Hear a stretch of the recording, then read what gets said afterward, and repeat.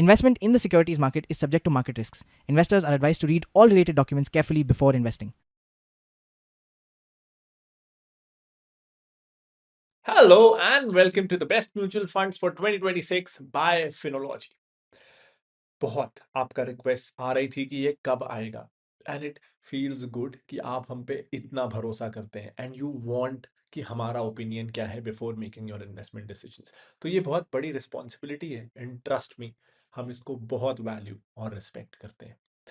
इस साल ना वी आर स्टार्टिंग विद वो फंड जिसको शायद लोग सबसे ज्यादा निग्लेक्ट करते हैं, सबसे ज्यादा ग्रांटेड लेते हैं, क्योंकि ये बहुत बोरिंग है, रिटर्न्स के लिए नहीं है। और हमेशा मैं देखता हूँ कि पिछले कुछ सालों में ये फर्क आया है कि लोग म्यूचुअल फंड्स में तो इन्वेस्ट करने लगे हैं, लेकिन अभी भी अपने इमरजेंसी फंड को निग्लेक्ट करते हैं। कई सालों का डेटा ये है कि पहले वीडियो को लेके ना एक्साइटमेंट बहुत ज्यादा होती है, इसीलिए we are using this opportunity कि हम और ज़्यादा अवेयरनेस क्रिएट कर सकें कि यार लिक्विड फंड्स ना ज़रूरी हैं। ये एक इम्पॉर्टेंट कंपोनेंट है आपके इमरजेंसी फंड का। तो इमरजेंसी फंड ना आप दो तरीकों से कर सकते हो, या तो ऐसी एफडी जिसको आप कभी भी जब चाहे प्री मेच्योरली भी तोड़ सको, विड्रॉ कर सको, यानी ऑटो स्वीप वाली एफडी सेविंग्स अकाउंट में, या दूसरा तरीका होता है लिक्विड फंड।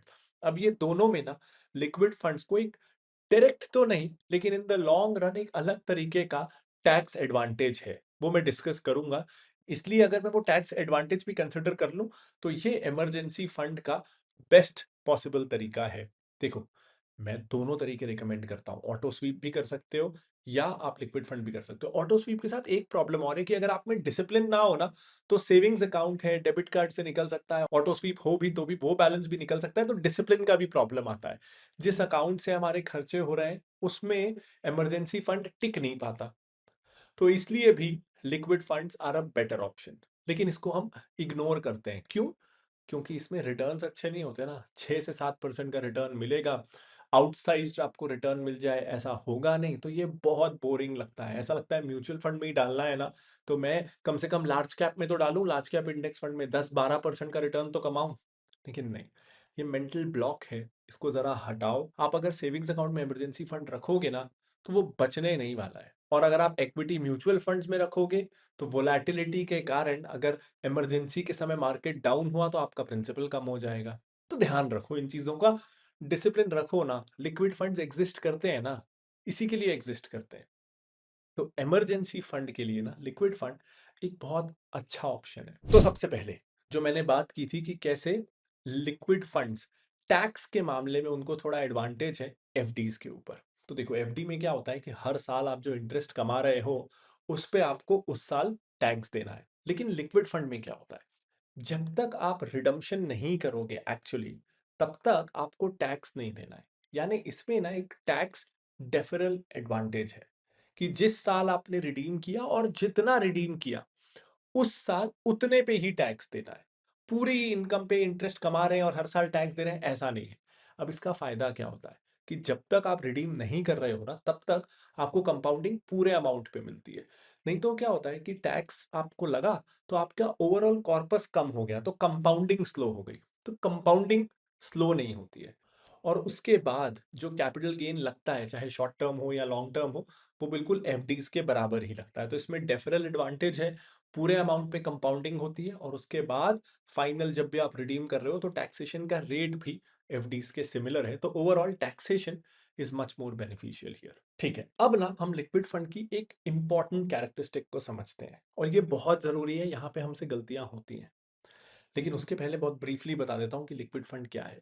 लिक्विड फंड एक ऐसा फंड है जो डेट सिक्योरिटीज में इन्वेस्ट करता है, मेजरली जो बहुत शॉर्ट मेच्योरिटी वाली होती है, 91 डेज से कम। ये ज्यादातर कमाते हैं जब जो बॉन्ड ये खरीद रहे हैं उससे जो इनको इंटरेस्ट मिलता है उससे, ना कि मार्केट या प्राइस मूवमेंट से। वो ये लोग उससे कमाने की कोशिश नहीं करते हैं। जनरली आप ना ऊपर ऊपर से सुनोगे कि लिक्विड फंड ये तो बहुत सेफ होते हैं, इनमें रिस्क नहीं है। रिस्क कम है, लेकिन रिस्क है। ये डिपेंड करता है फंड मैनेजर के ऊपर कि वो कितने रिटर्न्स को चेज कर रहा है। तो ना अपन जो इक्विटी में, स्टॉक्स में सुनते हैं ना, लिक्विड फंड्स थोड़ा उससे उल्टा चलता है। यहां अगर रिटर्न्स बहुत ज्यादा मिल रहे हैं तो गड़बड़ है, तो इट्स अ रेड फ्लैग। वो फंड मैं रिकमेंड नहीं करूंगा कभी, क्योंकि मतलब उस फंड में ना फंड मैनेजर रिस्क ज्यादा ले रहा है। देखो, इक्विटी से ना डेट फंड्स इस मामले में डिफरेंट होते हैं। यहाँ रिस्क और रिवॉर्ड प्रोपोर्शनल होते हैं, यानी जितना ज्यादा रिस्क उतना ज्यादा रिवॉर्ड की चांसेस। तो अगर रिटर्न्स ज्यादा हैं तो मैं रिटर्न्स देख के बोल सकता हूं कि ये ज्यादा रिस्क ले रहा है, ये मरवाएगा किसी दिन। इक्विटी में ऐसा नहीं है। इक्विटी में आप रिस्क मिटिगेट करके हायर रिटर्न्स ला सकते हो कि ऐसी कंपनियां जिनमें डेट है जो बहुत एग्रेसिव है वो हटा दो, हम तो सेफ्टी सीख कर रहे हैं। तो इक्विटी में रिटर्न कमाने के दोनों तरीके होते हैं, हाई ग्रोथ या हाई वैल्यू अंडर प्राइस्ड। इसीलिए अगर इक्विटी में कोई फंड ज्यादा रिटर्न ला रहा है मतलब वो ज्यादा रिस्की है, जनरली ऐसा नहीं है। लेकिन डेट फंड्स में ऐसा है। तो बिल्कुल उल्टा है जो हम सीखते हैं इक्विटी में उसके अगेंस्ट, कि अगर कोई लिक्विड फंड ज्यादा रिटर्न्स ला रहा है अपने बेंचमार्क से तो आई विल बी वरीड, और वो मेरी लिस्ट से बाहर हो जाएगा। तो ध्यान रखना, आप जो मैं बताने वाला हूं वो आपको ना भी पता हो, आप जिंदगी में आगे भी लिक्विड फंड्स चूज कर रहे हो या ज्यादातर कोई भी डेट फंड चूज कर रहे हो, मोस्ट कैटेगरीज, एक दो एक्सेप्शंस हो सकते हैं कभी कभार, प्लीज ध्यान रखना लिक्विड फंड्स लो रिस्क हैं, रिस्क फ्री नहीं है। एक खराब बॉन्ड अगर फंड में आ जाए और वो डूब जाए तो महीनों के या सालों के गेन्स ना किसी फंड में जीरो भी हो सकते हैं। डरने की बात नहीं है, जैसा मैंने कहा ये बहुत रेयर इवेंट है और उसको भी आप और ज्यादा मिटिगेट कर सकते हो फंड सिलेक्शन में, रिटर्न्स नहीं सेफ्टी को प्रायोरिटाइज करके। वो कैसे किया है हमने, वो मैं आपको बताऊंगा हमारे फंड सिलेक्शन प्रोसेस में कि क्या फिल्टर्स हमने लगाए। तो अब आपके स्क्रीन पे वो क्राइटेरिया होगा और मैं आपको समझाते चलूंगा। तो देखो, सबसे पहला ट्रैक रिकॉर्ड, मिनिमम 5 साल तो चाहिए ही कि अलग अलग समय में उस स्कीम ने कैसा किया। उसके बाद ना एएमसी का क्रेडिट ट्रैक रिकॉर्ड, उस पूरी एएमसी में कभी भी उसकी पूरी हिस्ट्री में कोई भी स्कीम में कोई भी राइट डाउन नहीं होना चाहिए। यानी कभी भी कोई ऐसा इन्वेस्टमेंट उसके किसी भी डेट फंड ने ना किया हो जिसमें कोई इन्वेस्टमेंट डूब ही गया हो, जिसमें रिटर्न ना मिला हो या रेसिडुअल रिटर्न मिला हो, वैसा नहीं चाहिए। इसके अलावा मुझे ट्रेजरी बिल्स और सर्टिफिकेट ऑफ डिपॉजिट जिसमें क्रेडिट रिस्क ना के बराबर हो या कहो हो ही ना, उसका एलोकेशन ज्यादा चाहिए ताकि ज्यादा सेफ्टी आए। क्रेडिट क्वालिटी, मुझे एसेट्स 90% के ऊपर ऐसे चाहिए जो ट्रिपल ए या उस तरह की हायर रेटिंग्स के साथ आते हो। फिर मुझे इश्यूअर कॉन्सेंट्रेशन ऐसा चाहिए कि एक फंड का एक्सपोजर 10% से ज्यादा किसी एक इश्यूअर के अगेंस्ट ना हो। अगर वो प्राइवेट एंटिटी है तो, यानी मान लो चाहे वो टाटा ग्रुप ही क्यों ना हो, उस पूरी स्कीम में जितने बॉन्ड्स डिबेंचर्स हैं उसमें से 10% या उससे कम किसी एक कंपनी जैसे टाटा, रिलायंस या अदानी के होने चाहिए, उससे ज्यादा नहीं, ताकि एक ग्रुप को कुछ अगर हो तो स्कीम को बहुत ज्यादा फर्क ना पड़े। इंस्टेंट रिडम्पशन फैसिलिटी अवेलेबल होनी चाहिए, यूजुअली 50,000 तक अवेलेबल होती है, लेकिन एकदम से अगर मुझे उसी मिनट पैसा चाहिए तो मैं T+1 अगले दिन या 2 दिन भी रुक नहीं सकता, 50,000 मुझे तुरंत मिले। लिक्विड फंड का पर्पज ही है कि इंस्टेंट रिडम्पशन मिले, तो वो होना चाहिए। एक्सपेंस रेशियो अगर डायरेक्ट प्लान है जो मैं रिकमेंड करता हूं तो वो 0.15% से कम होना चाहिए। एवरेज मेच्योरिटी, ये फंड ऐसी सिक्योरिटीज में करे जिसका 60 डेज हो, ताकि मेरा एक सिक्योरिटी की तरफ एक्सपोजर 2 महीनों के आसपास ही हो। इससे ना रिस्क कम होता है कि जल्दी जल्दी मेच्योरिटी हो पाती है। और सेबी का जो 91 डे का कैप है इस कैटेगरी के लिए, मैं उससे भी ज्यादा कंजर्वेटिव रहना चाहता हूं। और जब मैं ये सारे फिल्टर्स लगाता हूं तो मेरी प्रेफर्ड चॉइस आती है क्वांटम का लिक्विड फंड। ध्यान रखना, जब भी मैं इस एएमसी की बात करता हूं तो कई बार लोग क्वांट में कंफ्यूज होते हैं। मैं क्वांट नहीं, क्वांटम लिक्विड फंड की बात कर रहा हूं। इनकी सबसे अच्छी बात यह है कि इनका ना हाईएस्ट एक्सपोजर है in its category to treasury bills, और ये सेफेस्ट होते हैं। इनका ना सर्टिफिकेट ऑफ डिपॉजिट्स भी पीएसयू बैंक्स का जो है उसका एक्सपोजर भी काफी हाई है और ये भी बहुत सेफ होते हैं। अच्छा, एक यूनिक फीचर इसका ये है कि इसका एक्सपोजर टू प्राइवेट एंटिटीज है ही नहीं। यानी कोई भी अगर प्राइवेट कंपनी है जो बॉन्ड डिबेंचर इशू कर रही है उसको ये नहीं लेगा। इससे ना इसकी सेफ्टी बहुत ज्यादा बढ़ जाती है। हाँ, रिटर्न्स थोड़े मार खाते हैं, लेकिन मैं आपको समझा चुका हूं, यहाँ हमको सेफ्टी देखना है क्योंकि इसका ऑल्टरनेट एफडीज है, तो हमको एफडी के जितना नजदीक जा सके हम सेफ्टी में, उतना नजदीक जाने की कोशिश करनी है। इसका ना पोर्टफोलियो डिस्क्लोजर्स ये लोग वीकली करते हैं, ये बहुत अच्छी प्रैक्टिस है, इससे ट्रांसपेरेंसी, कंफर्ट बढ़ता है। इसका लगभग अब 19-20 सालों का ट्रैक रिकॉर्ड है, तो लंबा ट्रैक रिकॉर्ड है। ऐसा नहीं है कि ये करंट पॉलिसी है या सेफ्टी इनके पास नया नया आया, ये हमेशा से ऐसे ही सेफ रहे हैं। इनको मुझे लगता है अब क्लोज टू 8-9 सालों से तो मैं ट्रैक कर रहा हूँ। एक्सट्रीमली सेफ्टी ओरिएंटेड, ना सिर्फ ये फंड, पूरी एएमसी की वैल्यूज ही बहुत सेफ्टी ओरिएंटेड है। इसके साथ ही इनका एक्सपेंस रेशो 0.15% है। यहाँ मैं आपको बताना चाहता हूँ कि चाहे ये फंड हो या अगला फंड हो, कोई भी आगे का फंड हो, मेरा या मेरे से जुड़ी हुई कंपनीज का किसी भी तरह से डायरेक्टली इनडायरेक्टली इन एएमसीज के साथ कोई रिलेशन नहीं है।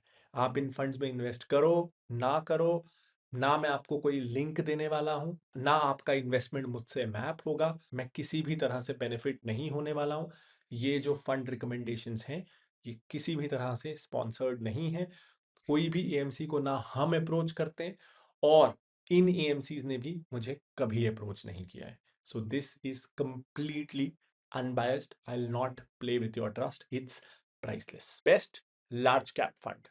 अब देखो, जब भी लार्ज कैप फंड डिस्कस करना होता है तो हमारे सामने क्वेश्चन होता है कि इस साल एक्टिव फंड के लिए जाएं या पैसिव इंडेक्स फंड या ईटीएफ की तरफ जाएं। तो यहां पे ना बहुत रिलायंस रहता है हमारा डेटा पे। और हार्ड डेटा हमें क्या कहता है? हार्ड डेटा ये कहता है कि पिछले कुछ सालों में, खास करके रिक्लासिफिकेशन के बाद जो सेबी ने 2018 में किया था, लगभग 4 में से 3 यानी around 75% active large cap mutual funds ने इंडेक्स को बीट नहीं किया है। यानी जब हम एक्टिव फंड लेने की सोचते हैं तो हमारे पास 25% चांस ही है कि इंडेक्स को बीट कर पाएंगे, और वो जो बीट करेंगे वो भी 1, 2 या मैक्सिमम 3% से बीट कर रहे हैं। इसको स्ट्रक्चरली भी समझते हैं कि ऐसा क्यों होता है, क्योंकि 2018 के सेबी रिक्लासिफिकेशन के बाद ये हुआ कि अगर आप अपने फंड को लार्ज कैप कह रहे हो तो आपको अपने फंड का 80% एयूएम मार्केट कैप वाइज जो टॉप 100 कंपनीज हैं उन्हीं में लगाना है। यानी स्टॉक मार्केट की 100 सबसे बड़ी कंपनियों में 80% पैसा आपका लगना चाहिए। और इससे क्या होता है कि ये जो लार्ज कैप फंड्स है ना, ये वैसे तो एक्टिव है, लेकिन उन्हीं 100 स्टॉक्स में 80% पैसा लगता है, तो ये फंड्स 60-70% इंडेक्स जैसे ही हो जाते हैं। क्योंकि अगर मैं निफ्टी 50 की बात करूं तो इन 100 में से 50 स्टॉक्स तो निफ्टी 50 में भी हैं। तो ये एक्टिव फंड्स का ना, कहने को फीस ज्यादा होती है, ये एक्टिव है, लेकिन 60-70% ये इंडेक्स जैसे हो जाते हैं। तो ये जो 40% का ओवरलैप नहीं है, जो इंडेक्स से अलग स्टॉक्स हैं, उस पर ये रिस्पॉन्सिबिलिटी आ जाती है डबल। पहला, उसे हायर फीस को जस्टिफाई करना है, और दूसरा, उसे मीनिंगफुल तरीके से इंडेक्स को बीट करना है।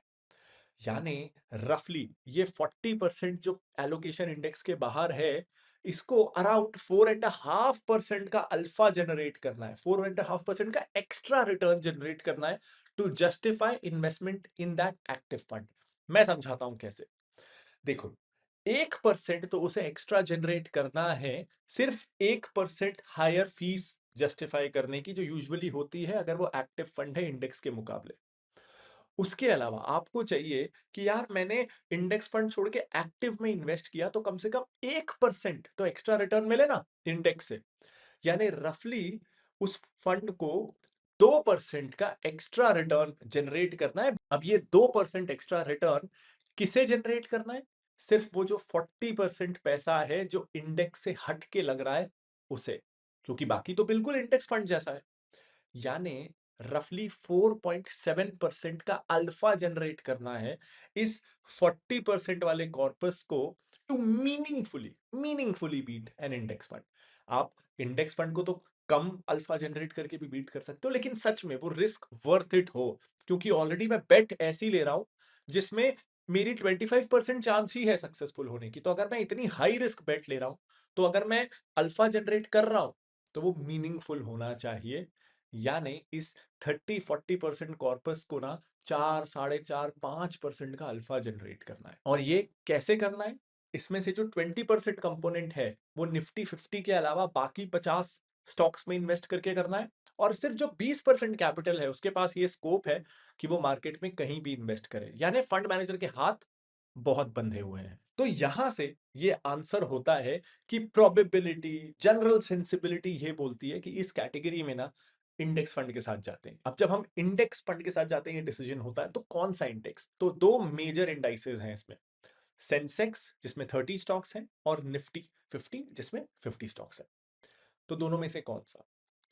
We believe 50 stocks is over diversification. मैंने अपने कुछ वीडियोस में ये बताया भी है कि कैसे studies after studies have shown कि 25 स्टॉक्स के बाद डाइवर्सिफिकेशन बेनिफिट नेग्लिजिबल हो जाता है अगर वो 25 स्टॉक्स अलग अलग सेक्टर से हैं तो, और 30 के बाद तो बिल्कुल ही कोई फायदा नहीं होता।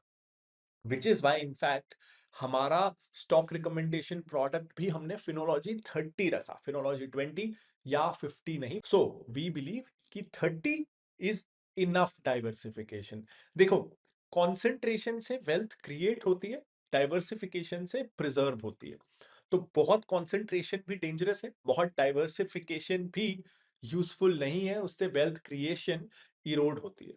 तो we wanted a balance and I think Sensex offers that balance. एक डेटा और है, अगर मैं market cap wise top 500 companies को उठाऊं तो उसका ना जो टोटल प्रॉफिट पूल है, ये 500 कंपनियां मिलके जितना प्रॉफिट कमाती हैं, उसमें से 44% प्रॉफिट ना ये सेंसेक्स 30 वाली कंपनियां कमाती है, यानी ऑलमोस्ट आधा प्रॉफिट। इनमें अगर मैं 20 कंपनियां बढ़ा के निफ्टी 50 की तरफ जाऊं तो प्रॉफिट पूल सिर्फ 10% बढ़ता है, 44 से 54 होता है। तो थिंक अबाउट इट, पहली 30 कंपनियों से I am capturing 44% profit pool of the top 500 companies, और मैं डाइवर्सिफिकेशन के लिए अगर 20 कंपनीज और बढ़ा दूं, यानी मैं अपने पोर्टफोलियो को ऑलमोस्ट 66% से इंक्रीज कर दूं, 30 से 50 कर दूं, 66% डाइवर्सिफिकेशन इंक्रीज हो गया, तो प्रॉफिट पूल सिर्फ अराउंड 20% बढ़ा, 44 से 54।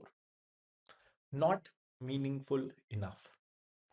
इसीलिए वी डिसाइडेड कि हम जो इंडेक्स टारगेट करेंगे वो पिछले कुछ सालों की तरह इस साल भी सेंसेक्स ही होगा। ठीक है, तो अब दो स्टेप्स हो चुके हैं। पहला, एक्टिव या इंडेक्स, वी सिलेक्टेड इंडेक्स। दूसरा था कौन सा इंडेक्स, निफ्टी या सेंसेक्स, वी सिलेक्टेड सेंसेक्स। अब तीसरा स्टेप, अब इसको प्ले कैसे करना है, ईटीएफ या इंडेक्स फंड।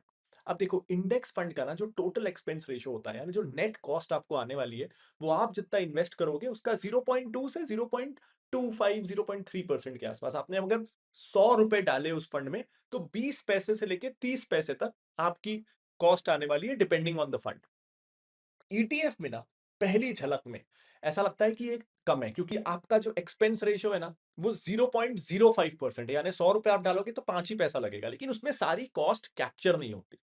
ये तो फंड का एक्सपेंस रेशियो है। लेकिन जब आप ईटीएफ का ऑर्डर प्लेस करते हो तो ईटीएफ को आप शेयर जैसे अपने ब्रोकिंग अकाउंट से खरीदते हो, वहां पे बिड आस्क स्प्रेड होता है, यानी वहां मार्केट प्राइस गवर्न करता है कि आपको ईटीएफ कितने पे मिलेगा। तो कई बार ऐसा होता है कि जिस प्राइस पे वो ईटीएफ अवेलेबल है वो उसकी इंट्रिंसिक वैल्यू से ज्यादा है, क्योंकि वॉल्यूम नहीं है, सेलर नहीं बेचना चाहता, तो थोड़ा सा ज्यादा है, तो आपको एक्सपेंस रेशियो तो कम दिख रहा है, लेकिन आपने उसकी एक्चुअल एनएवी या इंट्रिंसिक वैल्यू पे तो खरीदा नहीं, आपने थोड़ा ज्यादा पे खरीद लिया, तो आपका इफेक्टिव एक्सपेंस रेशियो बढ़ गया, क्योंकि आपने महंगा खरीद लिया तो आपको कॉस्ट ज्यादा आ गई, आपका एक्सपेंस रेशियो बढ़ गया। इसके अलावा जब आप बेचने जाते हो तो डिपॉजिटरी डेबिट चार्जेस ले लेता है, कम लेता है लेकिन ले लेता है।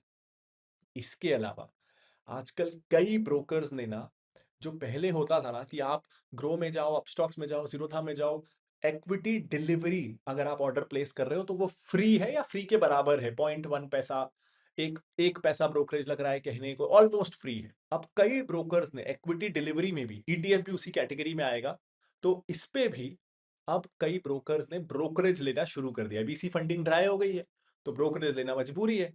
तो पता चला आप ब्रोकर को भी पैसा दे रहे हो, आप डिपॉजिटरी को भी बेचते समय पैसा दे रहे हो, आप बिड आस्क स्प्रेड के चक्कर में खरीद भी महंगा रहे हो, फिर आप एक्सपेंस रेशियो भी देख रहे हो।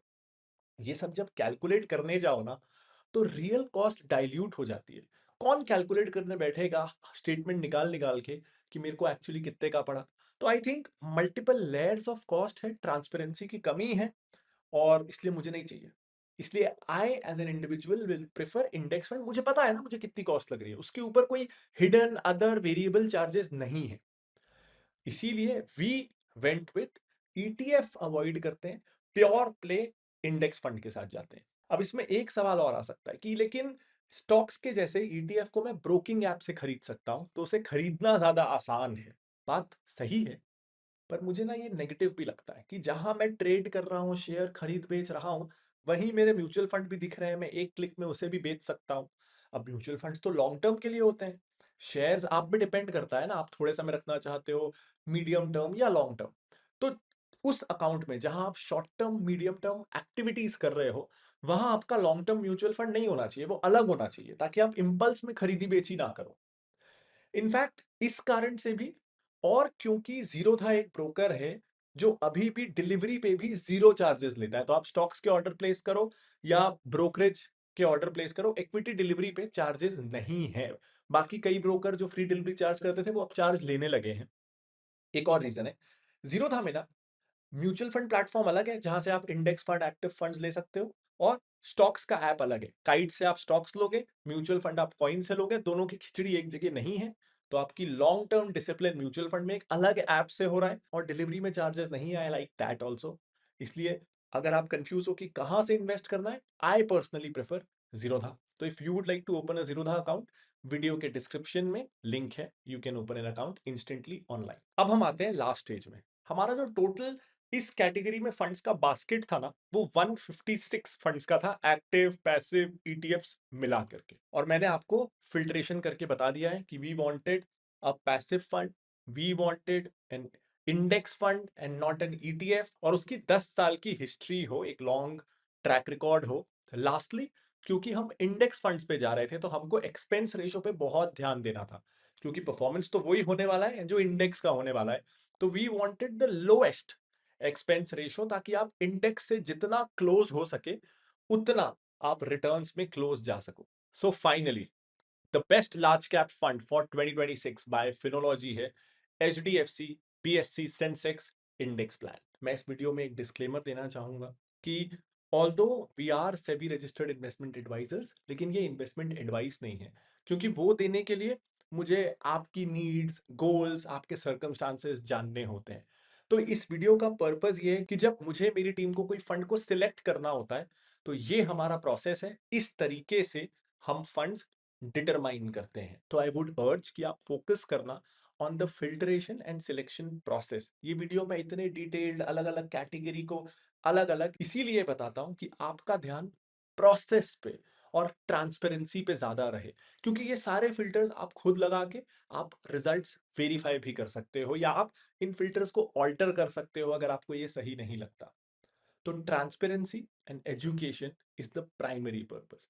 एक और बात, ये जो सिलेक्शन प्रोसेस है, कोई ब्रांड, कोई एएमसी, कोई भी हमारी सिलेक्शन एडिटोरियल रिसर्च टीम को इंटरफेयर नहीं कर सकता इन चेंजिंग द रिजल्ट्स। हम कभी भी किसी भी एएमसी से टच में नहीं रहते हैं regarding any kind of collaboration in videos के लिए। These videos are absolutely unbiased and independent. And if you liked हमारा ये प्रोसेस और आप अलग अलग कैटेगरी में फंड सिलेक्शन प्रोसेस सीखना चाहते हो, म्यूचुअल फंड के around retirement planning, goal planning कैसे की जाती है वो सीखना चाहते हो, फंड सिलेक्शन को इन डेप्थ सीखना चाहते हो, तो एक गुड न्यूज है, the Finology mutual fund course for Finology one members. ये एक मंथली मेंबरशिप है, 299 रुपीज अ मंथ। तो इसी मेंबरशिप में भी keep adding content for our members, the Finology mutual fund course, जहां everything that we know about mutual funds we would like to tell you that. इसके साथ ही अगर आप स्टॉक एनालिसिस खुद करते हैं, तो टिकर के सारे प्रीमियम फीचर्स आपको इस मेंबरशिप के साथ मिल जाएंगे। इसका लिंक भी वीडियो के डिस्क्रिप्शन में है। पिछले वीडियो में हमने डिस्कस किया था the best large cap fund for 2026 by Finology, और उसमें ना एक पासिंग बाय डिस्कशन हुआ था on index funds and ETFs. और जब उस पे हम रिसर्च कर रहे थे ना, तब ये आइडिया आया था कि let's make a detailed video on index funds versus ETFs and which are better, क्योंकि अक्सर इन्हें एक दूसरे का ऑल्टरनेट कहा जाता है, और ये कहा जाता है आप दोनों में से कोई भी ले लो। लेकिन दोनों में से कोई भी, जब दो सिमिलर ऑप्शंस हों, तभी तो डिसीजन पैरालिसिस आता है ना, तभी तो कंफ्यूजन आता है ना। तो इट्स आवर जॉब कि हम आपको एक डेफिनेटिव आंसर दें, एंड द आंसर इज, मुझे कोई वीडियो के एंड तक आपको इस सस्पेंस बनाने की जरूरत नहीं है, मैं आंसर आपको अभी बता देता हूं। The answer is index funds are better, ETFs are worse as compare to index funds. अब देखो, जब ETFs की बात होती है ना, तो कई बार उसके बारे में कहा जाता है कि उसको दो एडवांटेजेस हैं।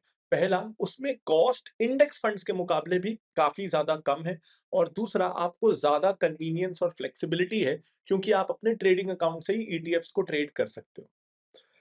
ये दोनों एडवांटेजेस हैं, मुझे डिसएडवांटेजेस ज्यादा लगते हैं। पहले अपन कॉस्ट की बात कर लेते हैं। बहुत कन्वीनियंटली कई बार ईटीएफ्स के टोटल एक्सपेंस रेशियो को, टीईआर को, इंडेक्स फंड के टोटल एक्सपेंस रेशियो से कंपेयर किया जाता है। अब आपको एक टेबल दिख रहा है। जब ऐसा होगा ना, तो यस, ये लगेगा कि हाँ यार, इंडेक्स फंड तो महंगे हैं ईटीएफ्स के मुकाबले।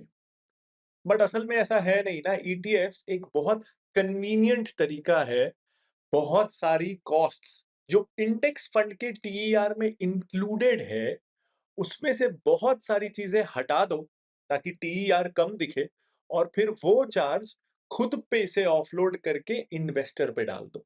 जैसे इसे अपन अब कुछ एग्जाम्पल्स से समझते हैं। ईटीएफ को जब आप खरीदोगे तो आजकल कई ब्रोकर्स ने डिलीवरी पे भी ब्रोकरेज चार्ज करना शुरू कर दिया है। तो ईटीएफ पे टीईआर के ऊपर आपको ब्रोकरेज चार्ज भी करना पड़ेगा, चाहे ग्रो हो, अपस्टॉक्स हो। कई सारे डिस्काउंट ब्रोकर्स पहले चार्ज नहीं लेते थे, अब लेने लगे। बाय द वे, अनलाइक बहुत सारे और ब्रोकर्स, जीरोधा में अभी भी इक्विटी डिलीवरी में कोई चार्ज नहीं है। तो अगर आप स्टॉक्स में इन्वेस्ट करते हो तो Zerodha could be a great option. इसका लिंक आपको वीडियो के डिस्क्रिप्शन में मिल जाएगा। अब जब हम कॉस्ट कंपैरिजन पे आ रहे थे, तो अनलाइक ईटीएफ जहां कई ब्रोकर्स के साथ आपको ब्रोकरेज चार्ज पे करना पड़ जाएगा, इंडेक्स फंड में जब आप डायरेक्ट प्लान खरीदते हो किसी भी डिस्काउंट ब्रोकर के साथ, तो आपको कोई चार्ज नहीं देना पड़ता। इंडेक्स फंड में ना ये सारे चार्जेस नहीं है। It's actually free over and above the total expense ratio. आपको ये ध्यान रखना है कि आप डायरेक्ट प्लान लेना, रेगुलर मत लेना, उसमें कमीशन के कारण आपके रिटर्न्स कम हो जाएंगे। तो ये तो सिर्फ एक एक्स्ट्रा चार्ज था। दूसरा, जब आपको ईटीएफ्स लेने होते हैं तो आपको डीमैट अकाउंट खुलवाना होता है। अकाउंट ओपनिंग भले ही फ्री हो, लेकिन लगभग सारे brokers annual demat account maintenance charge लेते हैं। ये 200 रुपए से लेके 500-700 रुपए तक हो सकता है। अब ये चार्ज के बारे में ऑनेस्टली आपको नहीं सोचना है, और आपके लिए कौन नहीं है अगर आपके पास ऑलरेडी डीमैट अकाउंट है क्योंकि आप स्टॉक्स में इन्वेस्ट करते हो। लेकिन अगर डीमैट अकाउंट आपके पास नहीं है और आप सिर्फ ईटीएफ खरीदने के लिए डीमैट अकाउंट खुलवा रहे हो, तो इट्स अ बैड डिसीजन। वहां पे भी इंडेक्स फंड्स को एडवांटेज है। इसके बाद चौथा चार्ज आता है एसटीटी, सिक्योरिटीज ट्रांजैक्शन चार्ज। जब आप इंडेक्स फंड खरीदते हो तो ऐसा कोई चार्ज नहीं लगता। एएमसी को, जिस म्यूचुअल फंड कंपनी का आप इंडेक्स फंड खरीद रहे हो, वो जब शेयर्स को खरीदते बेचते हैं तो उन्हें वो लगता है वो सारे चार्जेस आपको एडिशनली पास ऑन नहीं होते, वो टीईआर में ना इंक्लूडेड होते हैं। इसके बाद पांचवा चार्ज होता है डीमैट डेबिट चार्ज। तो सीडीएसएल हो या एनएसडीएल, ये दोनों कोई कम कोई ज्यादा, लेकिन जब भी कोई स्टॉक या सिक्योरिटी इनके अकाउंट से डेबिट होती है, यानी आप उन्हें बेचते हो, तो ये दोनों ही कंपनियां एक डेबिट चार्ज लगाती हैं जो सीधा सीधा आपसे लिया जाता है, वो बाकी ब्रोकर के चार्जेस में इंक्लूडेड नहीं होता है। अब एक यूनिक चार्ज और होता है ईटीएफ्स में, ये है बिड आस्क स्प्रेड। ये बहुत प्रॉब्लमैटिक है। देखो, जब आप इंडेक्स फंड खरीदते हो ना, तो क्या होता है कि आपका फंड उस एएमसी के पास जाता है, वो आपको यूनिट्स अलॉट करते हैं, बदले में स्टॉक्स खरीदते हैं।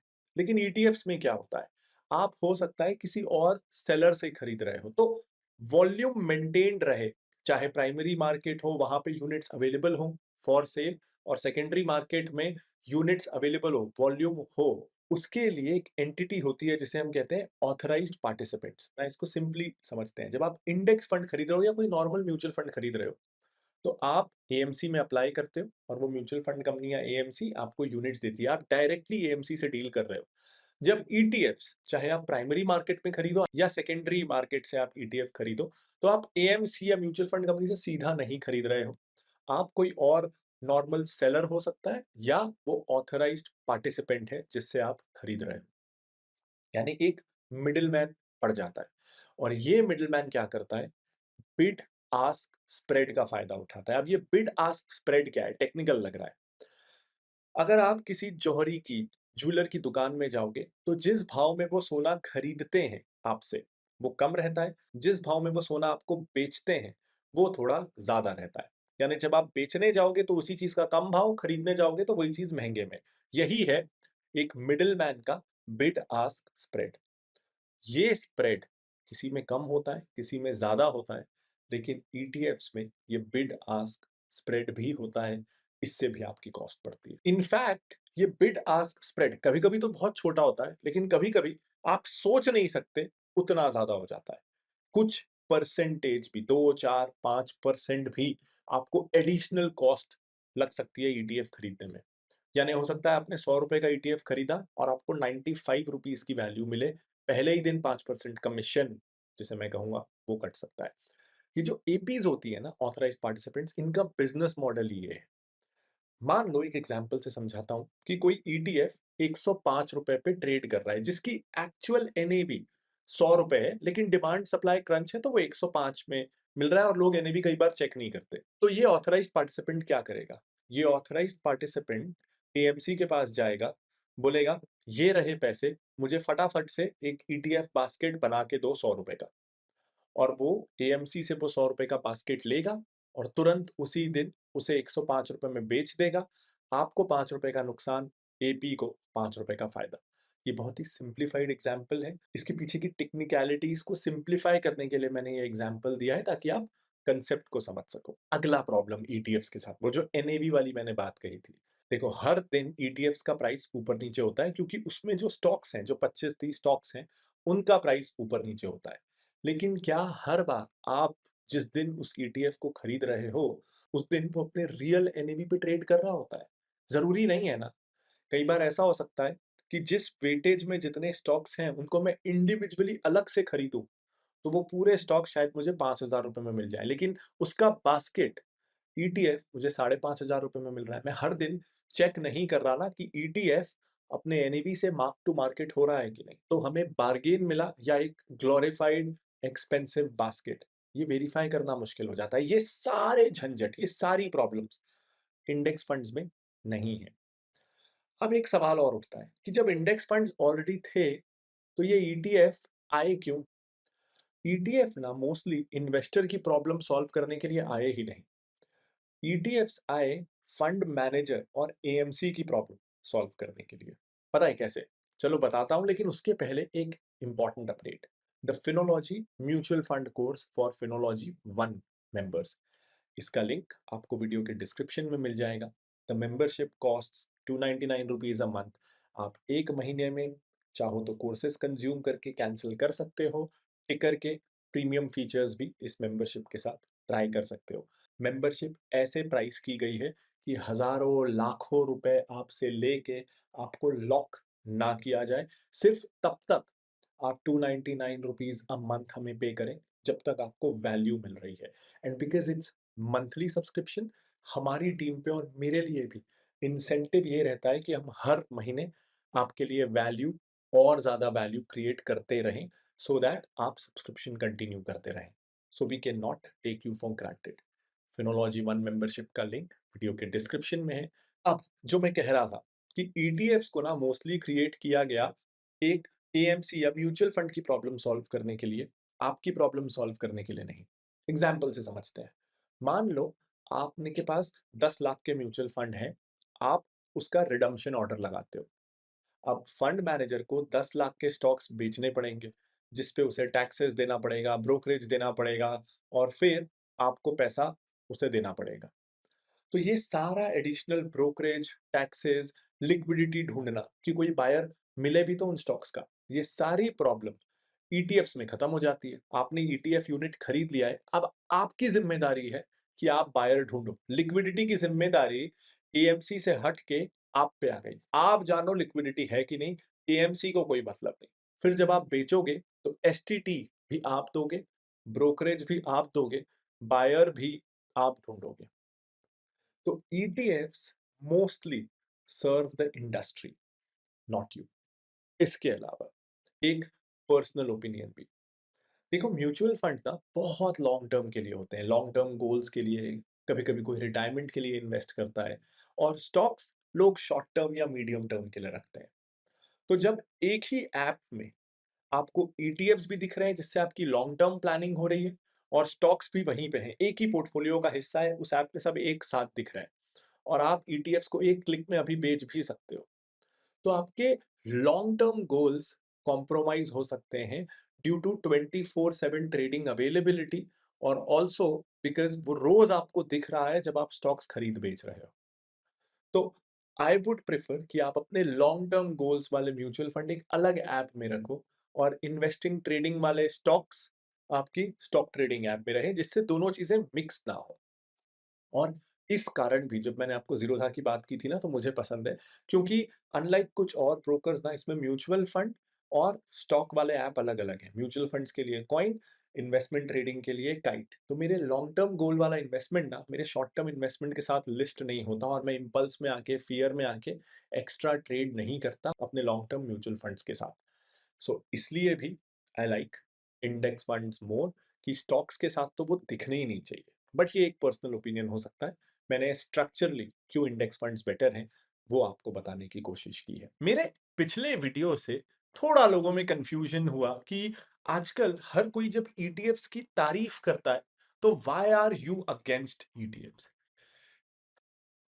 देखो, मैं ईटीएफ्स के अगेंस्ट नहीं हूं, लेकिन मुझे लगता है कि ऑलमोस्ट किसी भी फाइनेंशियल प्रोडक्ट क्या, आई थिंक किसी भी प्रोडक्ट के, किसी भी इंसान के, देश के, कल्चर के, दुनिया में जो भी चीजें हैं उनके प्रोज एंड कॉन्स होते हैं। एंड हमें ना कई बार प्रोज प्रोज बताए जाते हैं, अधूरी पिक्चर दिखाई जाती है।